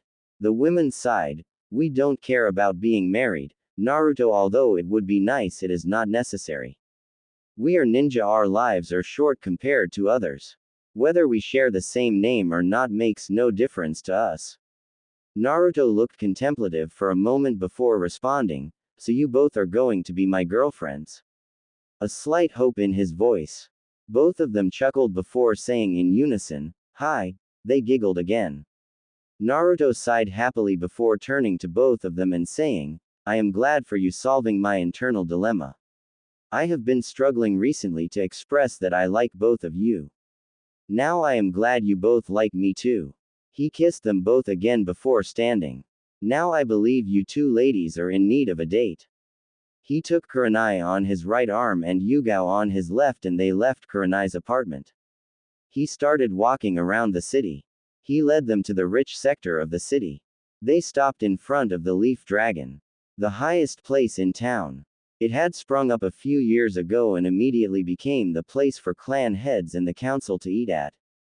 Naruto walked up to the door and ignored the muttering of the crowd. Naruto-kun, are you sure this is the place? Yugao asked, not sure about it. Naruto chuckled as they looked at the bouncer and said, hi Yugao-chan, now may we pass Sukune? Sukune? The bouncer looked at Naruto for a second and then bowed, letting them through. Yugao and Kurenai were stunned. Naruto walked right up to the maidard and said, table for 3 Uzumaki. The maidard looked up and scowled. Get out of here, boy, before I call the police and have you arrested for trespassing. Naruto looked at the man and said, how long have you been working here? The man seemed surprised before responding, this is my 3rd week here. Ah, that would explain it. Please call the manager. The mater did as was told, sure the demon was going to be thrown out. Naruto-kun, let's just go somewhere where there aren't any stuck-up pricks. Kurenai said. Now, Megami-chan, this is all gonna be resolved in a moment. As Naruto spoke, the manager walked up and upon noticing Naruto looked at the mater scowling. He immediately went up to Naruto and bowed. My apologies, Naruto Dono. Please allow me to take you to your seat. Both the girls and the mater were stunned. He just addressed him as if he were a visiting dignitary. Don't worry about it, Takeshi-san, simply make sure your maters are more hospitable next time. With that, they walked off to the table. As he sat after the girls had gotten settled on the balcony scene overlooking the entire city, he spoke up. A few years ago, while I was still training, I began to sneak out and kill bandit camps for some experience. The waiter took their drink orders and entrees and went to place the order. While I was out there, I came across a woman trapped in a cage being held hostage by about 50 bandits. I made my plan, and when most of them slept, I killed them to release the captives. Noticing the woman I saw earlier, she stopped and asked my name. I responded, and a few years later I am walking down the street when that same woman walks up to me. At this point their drinks are there and they are munching on snacks. She introduces herself and says that she wants to thank me for my contribution to her store. She took all the money the bandits had and made a restaurant. Can you guess who this is? Kurenai and Yugao were stunned for the 5th time tonight. He saved the owner of the most popular restaurant in Konoha. So I gained instant access here and a reserved table for whenever I want to come with free food, though I pay because of the investment. My payout stays with the restaurant and more than covers my food costs. They had finished eating and were just enjoying each other's presence, making small talk. They turned to the city view and they each sat on the edge of the roof, Naruto in between the two girls. Naruto had an idea on how to end the day. How would you girls like to see where I go just to think or get away? Yugao and Kurenai both nodded. Naruto shunshined them all to the fourth's head and sat down. Kurenai laid on his right and Yugao on his left. He stroked their hair as they all watched the sunset from the mountaintop. They did not keep track of time until all of a sudden Naruto said, "Goddamn villagers." Both Yugao and Kurenai were worried. "What's wrong, Naruto-kun?" they asked. Naruto quickly said, "Girls, do you have anything hidden within your rooms under a strong genjutsu or in a safe?" Both shook a negative and Naruto sighed. "I regret to inform you that our apartments have burned down. The villagers finally found out where I live and burned it down about 5 minutes ago. I just got a KB memory of it." Both Yugao and Kurenai were in tears, thinking they lost everything. "The KBs I had in my apartment saved all of your belongings and brought them somewhere safe. That's why I asked if you had anything hidden. I apologize for going through your drawers, but it was necessary." He hung his head ashamed. Until he felt both their lips pressing against his. "Thanks," they both said. Naruto coughed and cleared his throat. "Yes, well, I had not planned this so soon, but since our complex burned down and I do not think you two have a place to stay." They both shook a negative again. Naruto cleared his throat and blushed a deep crimson. "I would be honored to have you come live with me." They both blinked before asking, "Naruto, didn't your apartment get burnt down too?" Naruto replied, "I had been saving up for a plot of land and building supplies for a while now. I just finished my home and I have 2 bedrooms with your names on it if you want." His blush creeping back, Yugao and Kurenai spoke to each other before turning around with a mischievous glint in their eyes and saying, "Okay, we would like to take you up on that, Naruto-kun."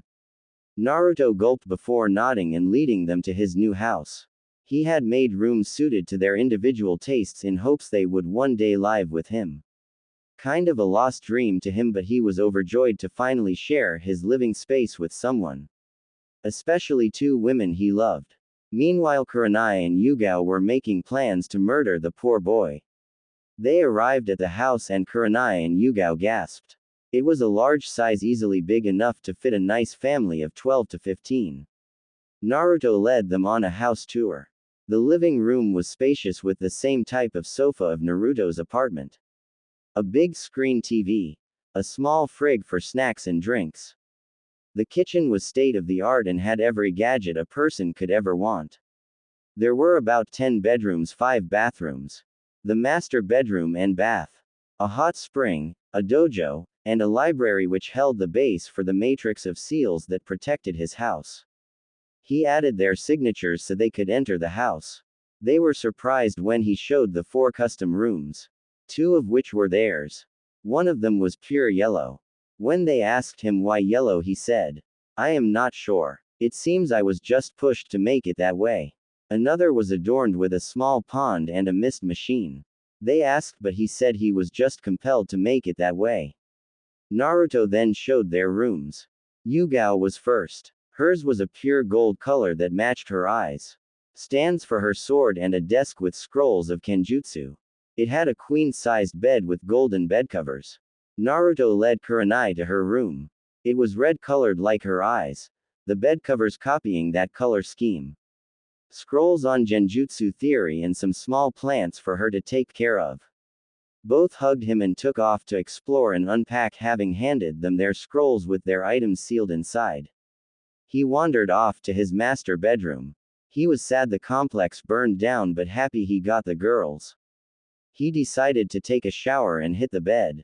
It had been a long day. Once he was finished with his shower, just wearing his boxers, he stepped out of his bathroom to look at his king-sized bed. He saw a sight most men would dream of. Kurenai in a red teddy barely holding her in and leaving nothing to the imagination with a red pair of panties. Yugao wearing the same, only golden. He wondered where they had gotten them for a second, then decided he didn't care. They both giggled at his expression and said, "You wouldn't want us to be lonely in this big empty house, would you, Naruto-kun?" Kurenai said suggestively, drawing out his name.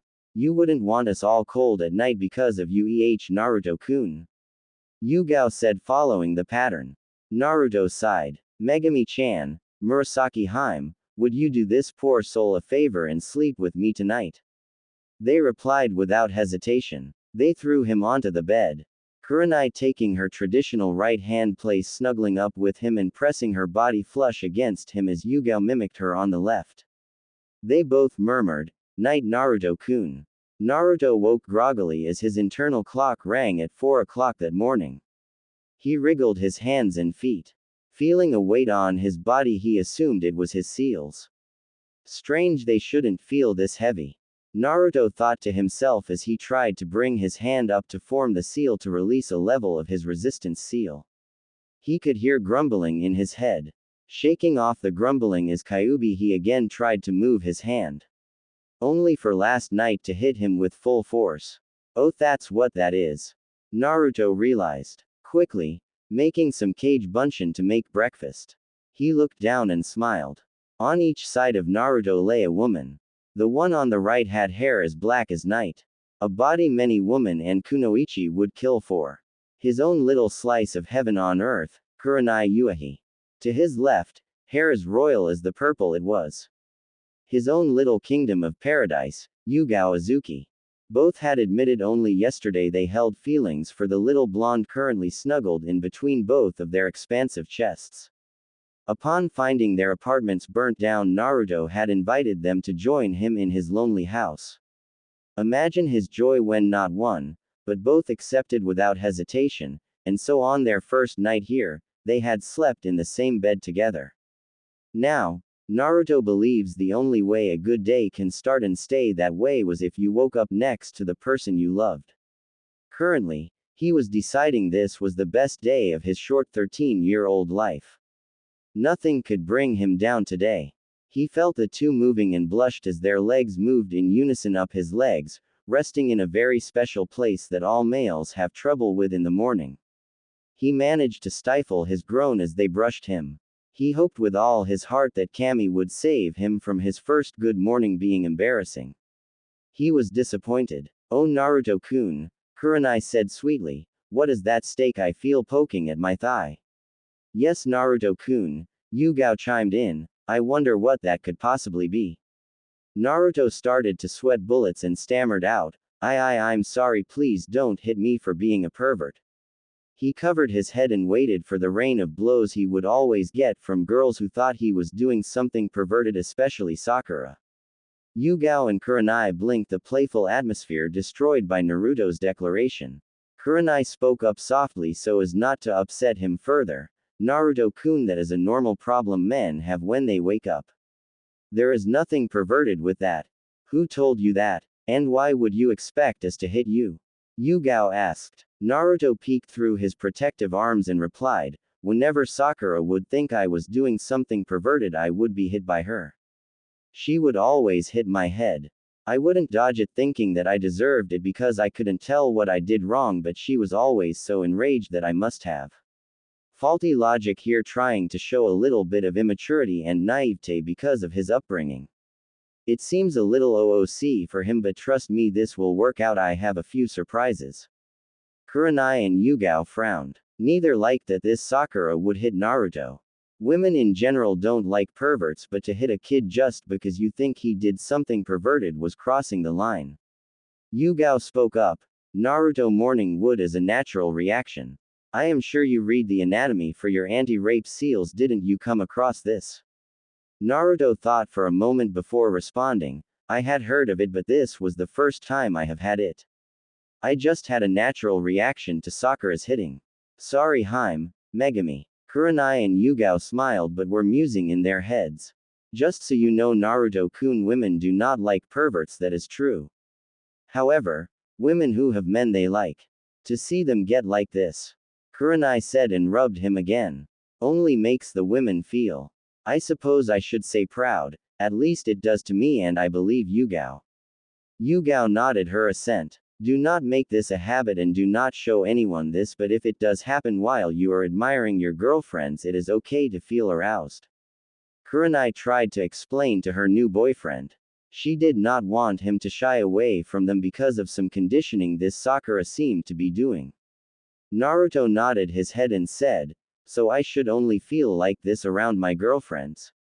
Kyuubi spoke up from the seal. No, kid, that is a natural reaction to any female body you might find attractive.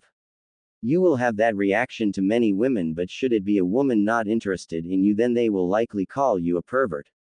What Kurenai is explaining is that only those whom you are involved with would take it as a compliment. Others would see it as you simply cannot control yourself. Kurenai and Yugao noticed his far-off look and waited for a bit, knowing he was either talking to Kamikaze or Kyuubi. Yugao and Kurenai both took a minute to concentrate on the feel of Naruto's manhood that was poking them. They both thought the same thing, big. He was not huge, but he was big for his age and he still had some time to grow. No, Naruto is not going to be some huge monster of a third leg. That would hurt almost anyone he tried to have with, but he will be a decent size even if he is young when I write a. They both blushed and turned away from each other, a little embarrassed at the thoughts running through their heads. Naruto was brought out of his musings by a slight honey scent that permeated the area. He sniffed the area slightly, trying to get a bead on it. He sniffed again and heard Kyuubi growl. This put Naruto on edge. Kyuubi hadn't growled since they first met. He sniffed again and managed to locate the honey scent from Kurenai and Yugao. He opened his mouth to speak, but something stopped him. He looked at them and noticed their blush and the way they were looking away from each other and him. If Naruto was one thing, he was observant. He would notice details most would not, even if they held no relevance to him. So it was no surprise he noticed their slight movements on his manhood, and somehow, even being as dense as he was, recognized the scent. They were aroused. Naruto chuckled. This brought Kurenai and Yugao back to his face, which was covered in a blush, and he said, okay, I think Kyuubi explained it. Basically only do this with you girls, but it will happen with others I find physically attractive. Yugao and Kurenai nodded, both rather eager to end such an embarrassing talk. Naruto then clapped his hands and said, well then, we have spent about 2 hours of this morning in bed, what's another 30 minutes each? Yugao and Kurenai looked confused until a cage bunshin walked in with a bed tray filled to the brim with eggs, bacon, toast, and some broth for them. I do not know what a traditional breakfast for them is. I will try to make lunches and dinners with Japanese foods. Yugao and Kurenai were a bit shocked but sat and ate in some light chatter. Kurenai spoke up as the cage bunshin returned the tray to the kitchen. Well, as much as this was refreshing, I believe we need to freshen up. Yugao nodded and they both went to their own rooms to clean up and get ready for the team meeting in a few hours. Though not before kissing Naruto almost senseless. Naruto regained his senses about 5 minutes later and decided to take a quick shower before relaxing since he could not do a morning workout and it had been a while since he relaxed. He released all of his seals as he had been doing once a week to get used to his difference in speed and reflexes. He relaxed his body as he ran around the compound for a few minutes, getting his body used to the feeling and the speed. He was mildly satisfied before he returned and took a shower. He sat upon his bed and thought about all that had happened, just reminiscing the good and the bad. When all of a sudden Kyuubi came across his thoughts. Its actions of late have been awkward. A little more helpful and definitely less hostile. Kyuubi spoke up. Oh really, Kit? So I don't seem as malicious as usual. She chuckled deeply. Naruto responded, no actually. Kyuubi stopped chuckling. Oh.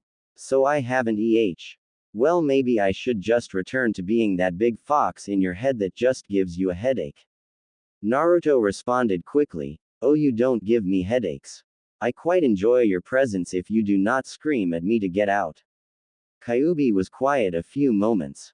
Naruto was getting a little worried, but before he did anything Kyuubi's voice boomed out from his head, thank you, Kit.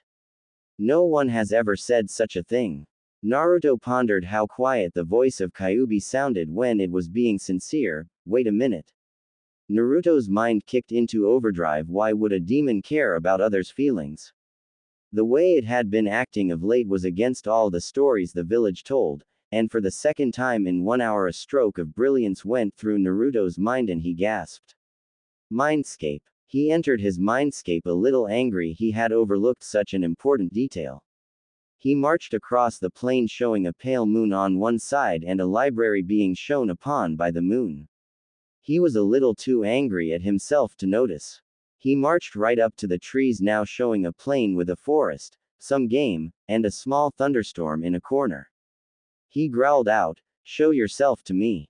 Naruto took in Kyuubi with a single gaze. She was her usual 50-story high self. Still the reddish-orange tint to her coat. Wasn't she more red before? Naruto mused. Kyuubi raised one of her massive eyebrows and smirked after reading Naruto's findings. So my container finally decides to question this. Amused by this turn of events she said. Why should I show you? What is in it for me? Naruto growled. I did many things for you in good faith, one thing in return is not much to ask. Kyuubi grumbled, not happy, but what he said was true. Very well. I am surprised you figured this out though. Kyuubi immediately began changing size. Shrinking and shrinking until it was higher than Naruto and about Yugao's height. Once the light had cleared, Naruto beheld her beauty. Kyuubi was standing in all her glory, about 5 feet 6 inches with full round lips, a heart-shaped face framed by 2 bangs. Hair as blonde as the sun. An hourglass figure with large D-cup S, wide hips, and legs that seemingly go on forever. All in all perfection. A demoness in her own right, but what drew Naruto were her eyes. Her eyes were not the menacing red that he had come to see. No, they were still slitted, however they were a color of yellow filled with power but seemingly benevolent. Her eyes seemed to dance with lightning sparks. He quickly tore his gaze from her and noticed her clothing. She was wearing a white kimono with yellow flashes of lightning. Like what you see. Kyuubi smirked as she took in her container's expression. Naruto quickly schooled his face. Why did you not tell me you were a woman? Why are your eyes yellow and not red? He almost shouted. He was frustrated he had not considered this possibility. It changed little but seemed a big deal to him for some reason. Kyuubi smiled her fox smile and said, don't demand stuff from me just because you did not consider I was female. I know you do not look down on females and have saved them, hence I will assume you ask out of your own irritation and not out of incomprehensibility that a woman might be the strongest being alive. As for my eyes, that is a story for another time. Naruto was not happy. He felt like he was duped. He had been going on an assumption. He does not do that. It did not sit well with him, this revelation. How were Kurenai and Yugao going to take this? Kyuubi frowned with the way his thoughts turned. Do not mistake me when I say this, Naruto. You are mine. My container. You are bound to my life and bound to my soul. We are stuck together so much even I doubt we could separate anymore. Demons are attracted to power. Your potential is limitless. You are the only one capable of attaining the power to rival or even defeat me. Naruto was a little scared at that concept. He worried he might have to give up the only happiness he had outside because a possessive demon inside him claimed him. He totally overlooked she called him by his name. Kyuubi saw his dilemma and said, do not worry about your other mate's kit. You are not ready to try and mate me. There will come a time when you realize most of your potential. When you start on that path, I will be there, as I have been through your entire life. We shall see what happens. I do not love you. I am attracted to your power. None have been close to you in power. Likely I would have to wait thousands of years for someone again. You are simply convenient for me. Even if we are stuck together, I could easily drag you wherever I wish when the seal weakens. That is all. With that being said, Kyuubi kicked him out of his mindscape. Real world. Naruto woke in his room and looked at the time only to notice he had about a half hour before team practice. He quickly went and splashed some water on his face, calming himself down. It wouldn't do to alert the girls to some problems. He figured he could gain power until he was strong enough to take Kyuubi down and keep his girls. Not in this lifetime. Kyuubi spoke up. Naruto-sama, please do not listen to Kyuubi-san. She only seeks to weaken your resolve. Stand firm and you shall always prevail. Kamikaze spoke up for the first time since his talk with the Hokage. Kamikaze, where have you been? Naruto thought. I have been reviewing some things for you, Naruto-sama, and got carried away. I am sorry for having been absent almost 2 months. I have everything remembered, so I should not need to leave you again. Kamikaze answered. Ah. Naruto answered. When Naruto was younger, Kamikaze would go to the realm of the ancients who created him and look up some advanced stances or techniques because he had not been used. He did not remember them all. Seems even as a sword he was able to look information up. Although only on himself. Naruto pondered Kyuubi but decided he would ignore her threat and deal with it when he came to that crossroad. Yes, he would eventually cross it, but he was gaining power each day by training and he rarely ever had a day off as it was. Pushing any further would lead to exhaustion, which would lead to counterproductiveness. So decided he pushed the matter to his corner of solve later folders in his mind and headed downstairs. Yugao and Kurenai were waiting for him. He spoke up before they left. Yugao-chan, Kurenai-chan, would it be a good idea to not be openly public about our relationship until after the Chunin exams? They shared a look. Yugao spoke up. Yes, it probably would. But how would we hide the living with you? Naruto answered. Well, we don't really have to go on popular areas as dates, and if we act normally it shouldn't be an issue. As for the house, well, with the seals no one will notice it is you entering. It will seem as if it was a plain person entered here if you have the key. Both were surprised at the seal but saw the necessity of it given who he was. They nodded agreeing and Yugao went to the Anbu headquarters as Kurenai and Naruto headed to their training ground. They had lived in the same apartment complex, so no big deal for them to arrive together. Kurenai and Naruto arrived to find Shino and Hinata waiting for them. Hey guys, Naruto said happily. Well, I think we should get our first C rank today. What do you think, guys? Hinata nodded. I think we have the skills necessary for it. Shino added. Yes, we seem to be at an appropriate level for it. Kurenai nodded and said, well, let's head to the tower and see what they have. The whole team jogged to the tower for a light warm-up and walked into the door. They were greeted warmly by the Hokage, who seemed to be giving missions out. Ah, teammate, so good of you to come here today. Let's see what D ranks we have available. He said as he reached for a scroll in the big D pile. Kurenai spoke up. Actually, Hokage-sama, I feel my team is ready for AC rank mission. The Hokage chuckled as if expecting such a response. I was wondering when you would ask for one. Your team has done exceptional. I have AC rank ready. You must simply go to Tanzaku-gai and wait for a man with a package. Retrieve it from him and bring it back here. Kurenai looked at her team, who seemed excited for such a mission, and said, "We accept, Hokage-sama." The Hokage took a puff of smoke and said, "Very well, you leave in hour dismissed." Naruto, Kurenai, stay a moment please. Shino and Hinata left, casting glances back at their sensei and teammate. The Hokage watched as they squirmed, but he did not have time to wait them out. As of last night, you two have no homes. I regret to inform you that your apartments burned down, and I am sure you're aware. The Hokage said with clear sadness. Naruto brightened at the Hokage's news. He was sad to lose the apartment, but nothing was damaged, and it resulted in him not being as lonely. Also, he did not want the Hokage to know of their relationship just yet. Don't worry about it, Gigi. I managed to save Yugao-chan's and Kurenai-chan's stuff and offered for them to stay with me. My house was big enough to fit them, and I didn't want them to be out on the street. They can stay as long as they like. The Hokage looked owlishly. Naruto, I only bought you that land a month ago. How did you get it up and running? Kurenai nearly choked at hearing Naruto had built his house in a month. That was amazing. Naruto chuckled at both their faces. It's the same answer to your paperwork problem, Gigi. All at once the Hokage was on his knees in front of Naruto. Please tell me how to beat paperwork. Please, I will give you anything. Anything. Sarutobi pleaded. Sanin traveling rights for now. 2 more reasonable requests later, and not telling the next Hokage, so I can laugh a little before telling them. Naruto said after thinking about it a little. Sarutobi blinked at the last request but pulled a pass out of nowhere and handed it to Naruto with a puppy dog eye jutsu in effect. Kurenai's sweat dropped in the background as Naruto said. 2 words, Gigi. Kage Bunshin. The Hokage looked at Naruto, walked back to his desk and opened a drawer. He pulled out a folder with some dust and blew it off.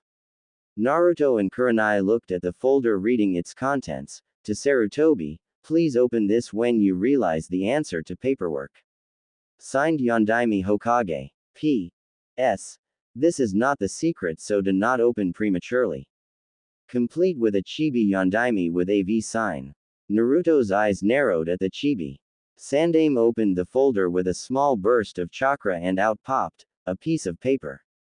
It floated to the middle of the desk and Naruto leaned in to read the writing. It contained a circle in the middle of the paper with the words, "Place head here."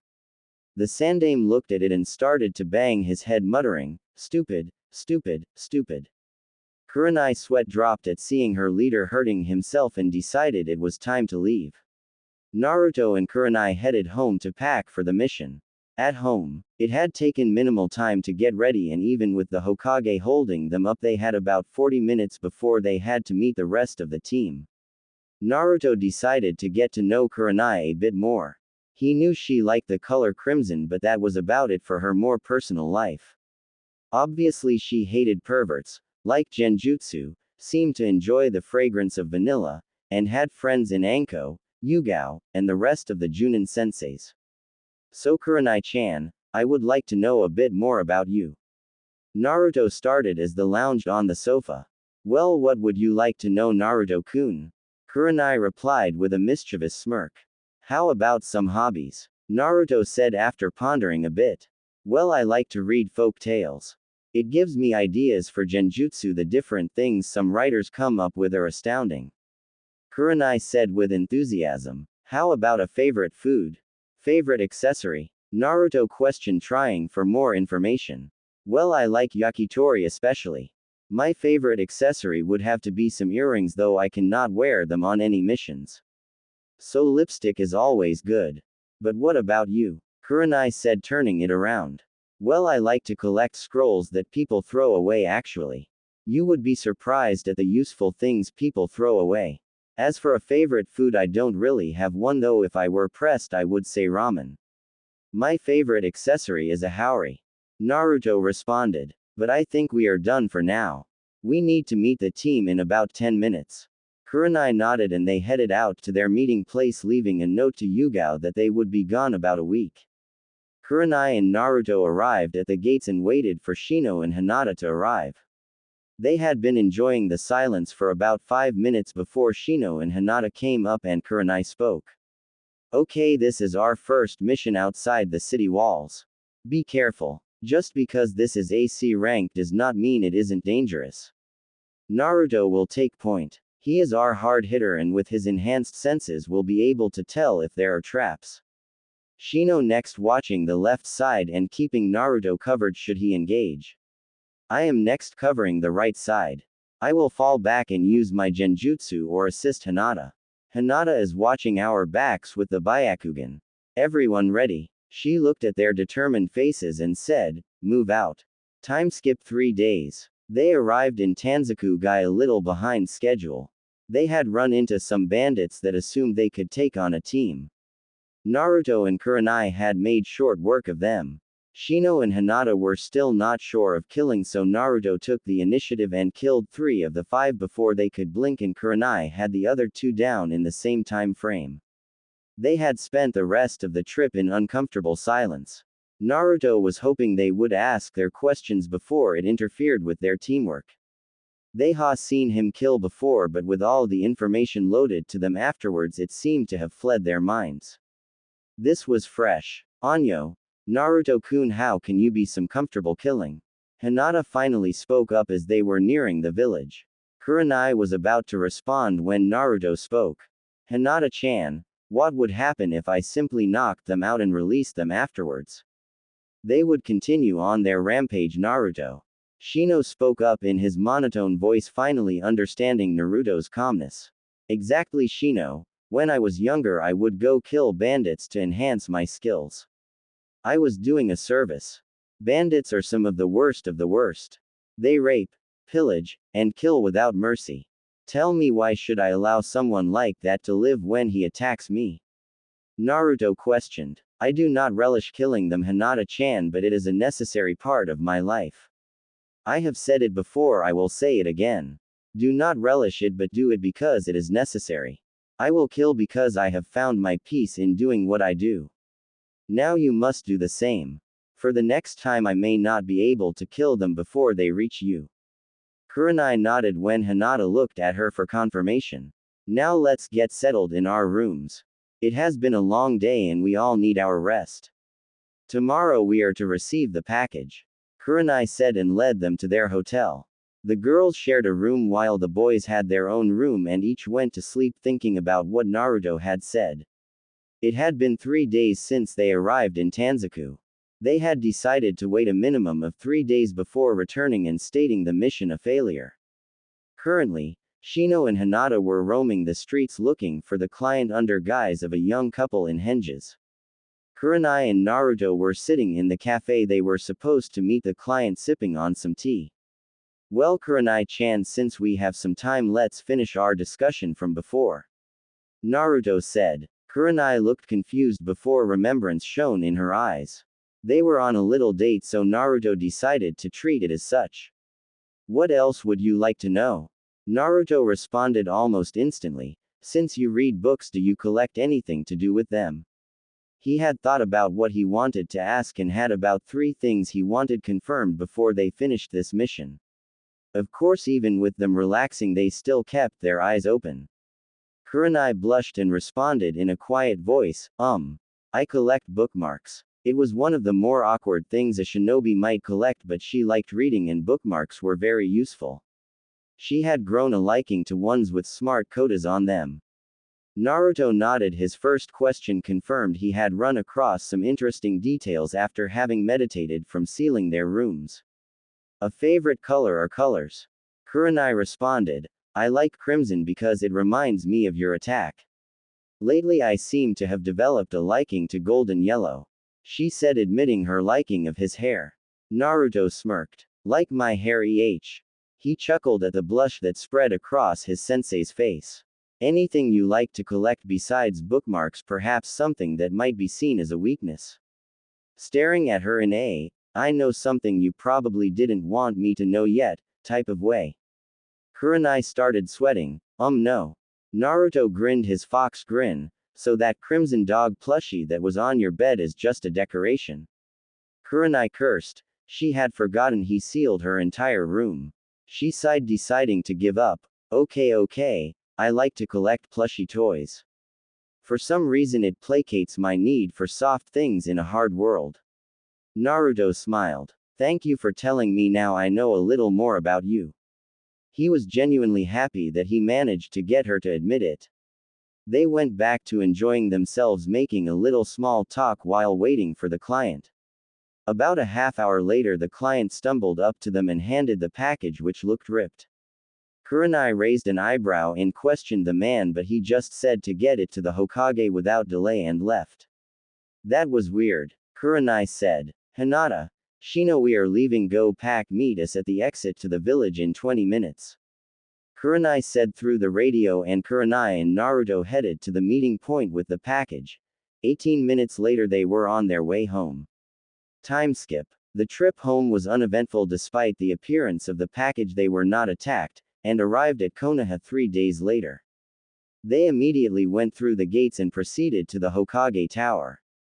Upon arrival they were ushered into a briefing with the Hokage. Hokage-sama. Team 8 reporting from a successful C-rank mission.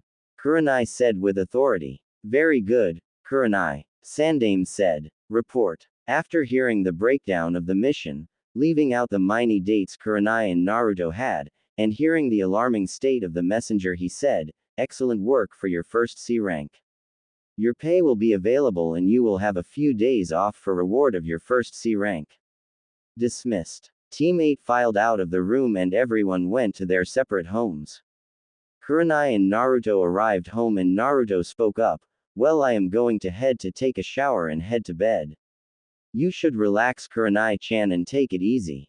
Good night. With that he kissed her full on the lips before hurrying to his room. Kurenai stood there a little while, amused at his shyness after kissing her. She decided she was going to soak in the hot springs before heading to bed.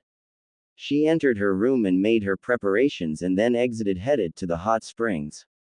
Kurenai entered the hot springs only to hear the splash of another using the hot spring. She came around the changing partition and saw Yugao soaking in the water. Ohio Yugao, Kurenai said. Yugao jumped before replying. A little miffed, she had been caught off guard. Ohio Kurenai, how was the mission? It was fine, Naruto, and I got in some interesting little dates. Kurenai responded and continued to regale her fellow Naruto lover on their little talks and some of his personal info. You should go sleep with him tonight. I got some dates and I am sure he would appreciate it. Yugao nodded, having been thinking the same thing, and took her leave. Naruto climbed into bed fresh from his shower. He was happy with his first C rank. It had been relatively easy and he got to spend some more time with Kurenai. He only wished Yugao could have accompanied them. Once that thought crossed his mind, he heard his door open. He looked up to see Yugao in an overlarge shirt barely hiding her, and she spoke, "Could I sleep with you tonight, Naruto-kun?" Naruto was more than happy to let the girl sleep with him and responded instantly, "Of course, Murasaki Harem." Yugao smiled and climbed into bed on his left side, pressing herself into his side once again as she had 1 week ago. How was the house while we were gone, Harem? Naruto asked. Lonely, was Yugao's wistful sigh. I heard your mission was a success. Yes, and I learned a bit more about Kurenai, but now it's your turn. Naruto said. Oh, so you want to know the same things about me, Well, since you searched my room, I guess there is no point in hiding it. Just know what I say has never been told to anyone else. Yugao said. Naruto chuckled. What, no fight? I had to wrestle some of it out of Kurenai, but whatever you want to tell me, I am all ears. I will always listen to you girls. Yugao kissed him and started. I like swords, as you can tell. What everyone doesn't know is I like collecting bracelets. Ankles and the ones for your wrists. I also like collecting mugs or antique cups. Especially ones with funny sayings on it. Naruto nodded. After each of these he had noticed this about her trinkets when he sealed her things. Now one thing even you may not know is that I love looking at the moon. Naruto's eyes widened a little. He had not known that or deduced it. It pleases me and sets me at ease almost as much as you do. Naruto smiled. That's it for tonight though, Naruto-kun, get some rest. I will be here in the morning. Naruto kissed Yugao one last time. Arigato, Murasaki Harem. He laid his head down and went to sleep. Time skipped 2 months. Naruto and the girls had taken to leaving the village and going to little towns about a half a day's travel to take little dates on their days off. No one had seemed to take notice and they were leaving it that way. Naruto's team had taken a couple more C ranks but remained doing D ranks for now. Naruto was off training in the training grounds while Kurenai and Yugao enjoyed a rare mutual day off. Naruto had revamped their wardrobe and he had bought them whatever they wanted. He was spoiling them and they knew it. He knew it too. He just wanted them to live like he thought they should, and if he could provide it for them he was going to give it to them. Naruto's resistance seal was up to 6. He was almost ready for 7. You know, Naruto-sama, the first difficult kenjutsu master you face in battle will probably unlock my true form for you. Kamikaze spoke up. He had mentioned this a few times but it never came to anything. He would have to fight missing nins for someone to be powerful enough to awaken Kamikaze. Spars would not do. Yes, I cannot wait until the higher missions. The thrill of the battle. The feeling is you kill a worthy opponent. Kyuubi spoke. Yes, fighting a worthy opponent will definitely be worthwhile, though not for what you think of it, Kyuubi. Naruto responded. I cannot wait either. Naruto-sama, fighting against a worthy blade will be amazing. Kamikaze spoke up, completing the feelings of want for battle between the trio as Naruto sheathed Kamikaze and made his way home. With Kurenai and Yugao, they were both lounging in the living room. They had on some mindless sitcom as they enjoyed their day off. Naruto had plans to take them to a festival tonight. All of a sudden the doorbell rang. Yugao said, I'll get it. Yugao got up and padded to the door and pulled it open. She was met by an Anbu with a nay symbol on its head, and the Anbu spoke up. The council would like to see you and Yuahi-san in the council chambers now, with a monotone voice. Yugao was sure this was something bad. So she responded while keeping her Anbu face on, I need to get presentable. We will be there shortly. Yugao closed the door and headed to Kurenai and informed her of the predicament. They got ready and left Naruto a note to bring the Hokage to the council chambers once he got back. He should be arriving soon. They opened the door to the same Anbu unit and Sunshine directly outside the chambers. Wait here, the Anbu operative said and entered the chambers. Kurenai and Yugao waited patiently until they were called in and entered the chambers. They were met by the civilian council with Danzo, an ex-Anbu commander with a penchant for stirring up trouble and being a warmonger. Do you know why you are here, Yuahi-san, Azuki-san? A pink-haired councilwoman said. No. They replied. We are here to discuss the young boy currently on your team, Yuahi-san. She replied. Yugao and Kurenai's eyebrows rose. This was not going to be pretty. It has come to our attention that the two of you have been seen entering and exiting Konoha, seemingly going on personal excursions into the nearby towns. What business is it of yours what we do with Uzumaki-san? Yugao questioned, more privy to the council's working than Kurenai. Danzo spoke up. It is our business because young Uzumaki should not be cavorting with women. The boy should not be given the chance to create continue his line. Yugao and Kurenai bristled. What we do with Naruto-kun is none of your business. Kurenai finally said. It seems our conditioning did not work, Haruno-san. Danzo said. Kurenai narrowed her eyes. What conditioning? Naruto said. The council was taken aback by the sudden appearance of Naruto within the room. What conditioning, Haruno-san? Danzo-san. Naruto questioned. The conditioning to make you dislike women. Did you ever wonder why my daughter constantly beat you? The council gave her a mission to beat you in the head, hoping for some brain damage and to keep you from creating demon spawn. The Haruno councilwoman screeched. Danzo, have your root Anbu take these women and remove their, how shall we say, what makes them women so that there is no chance for them to bear children. Yugao and Kurenai sent death glares at the council. Root. Danzo said. All of a sudden 4 Root Anbu appeared holding each of the girls' arms and attempted to shunshin away. Naruto muttered. Kai. The counter on his seal dropped to 0. He disappeared in a burst of speed, and before any of the Anbu could move they were beheaded, and Kurenai and Yugao were by the doors leading outside. Danzo's eyes widened. I barely saw him move.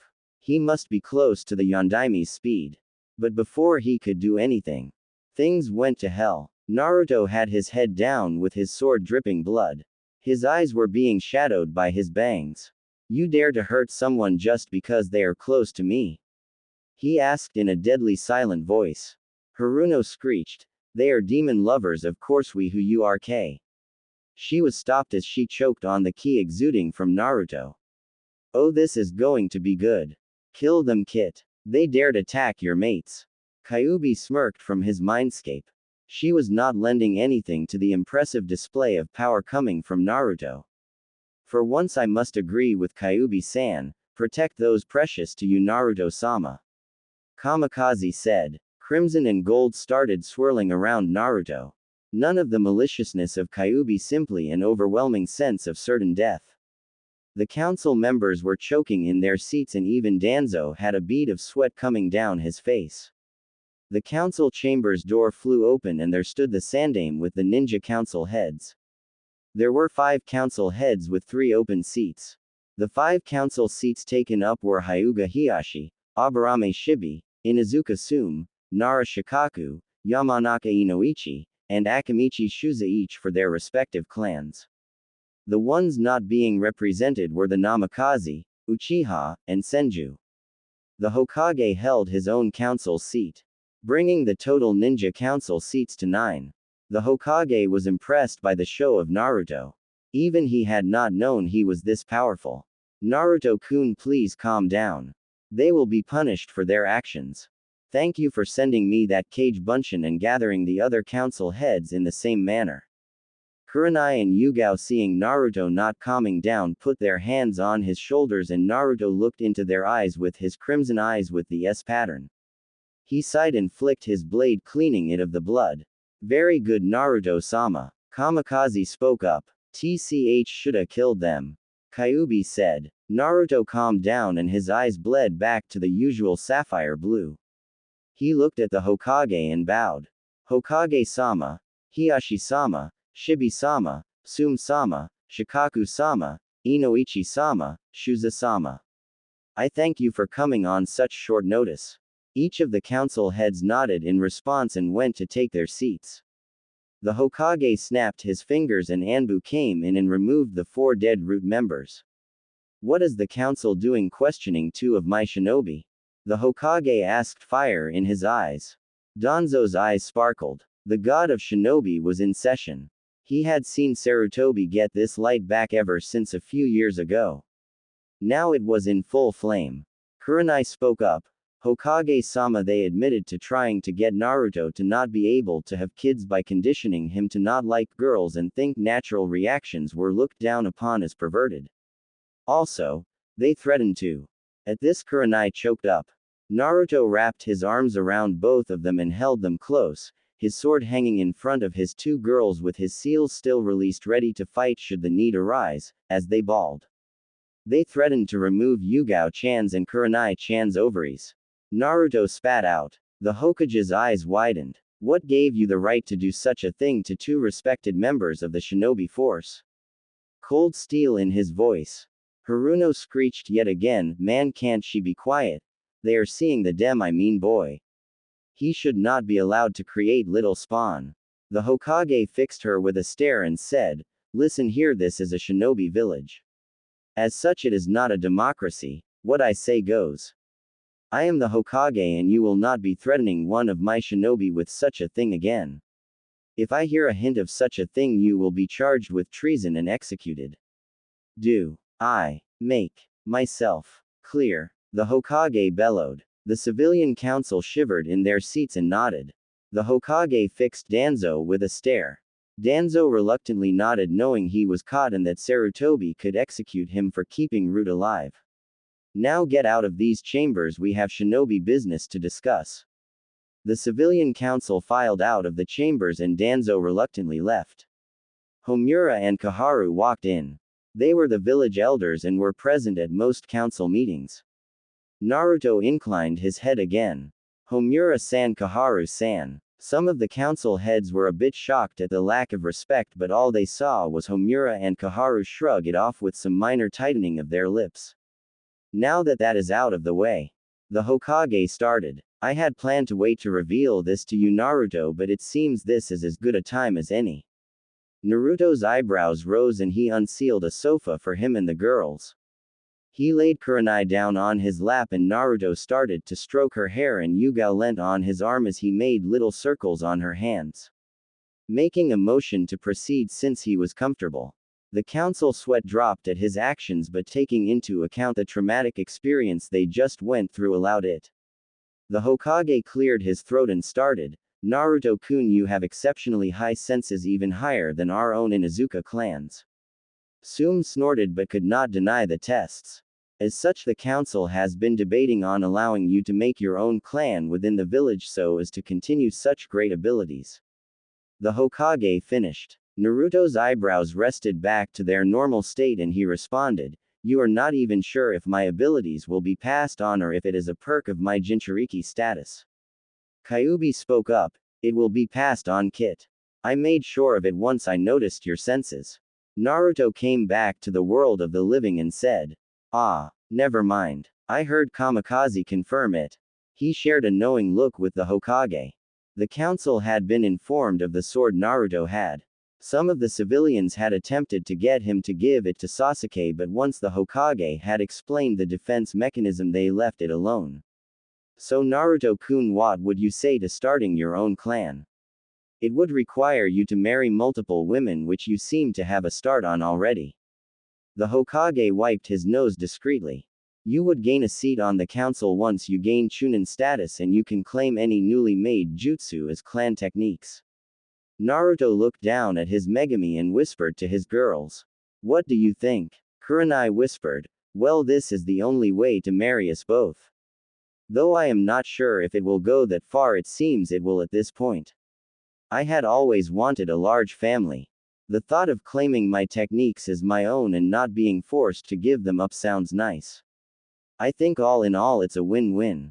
Just not too many wives, Naruto-kun. Yugao whispered straight in his ear and down at Kurenai, I agree with Kurenai. I do not want my personal sword techniques to be used just by anyone, and I would love to marry you in the future if everything works out. Naruto nodded and said, how many wives, by what time, and do I get my own place or will I have to buy another plot of land?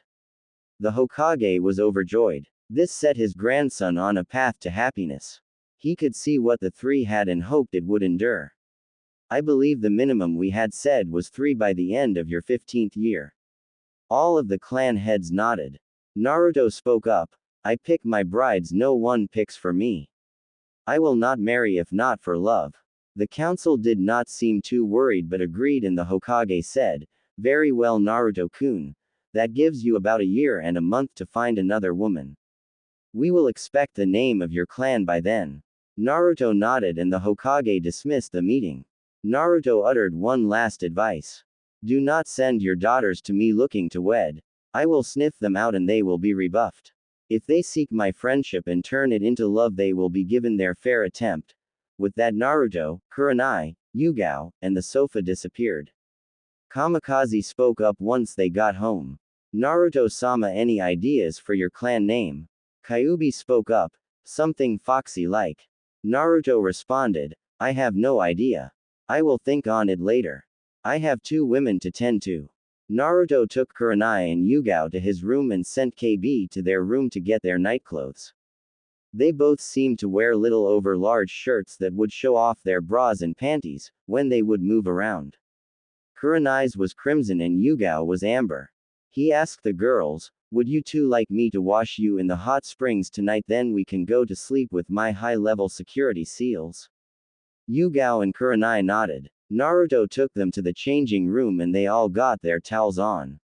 Naruto washed their backs and they sat in a comfortable silence while soaking within the spring. He was not going to leave them alone, not after that threat. They finished their bath and headed for the bed. Kurenai took her right side and Yugao took the left. He spoke up once he was sure they were settled. Megami-chan, Murasaki Harem, you will never have to worry about such a thing. I will protect you from everything. Nothing will harm you so long as I draw breath. Kurenai and Yugao teared up and kissed Naruto with such passion he was dazed. Arigato. They both said and fell asleep peaceful that Naruto would protect them. Sleep well, my little slice of heaven. Sleep easy, my little kingdom of paradise. With that, Naruto closed his eyes and drew his loves closer to him.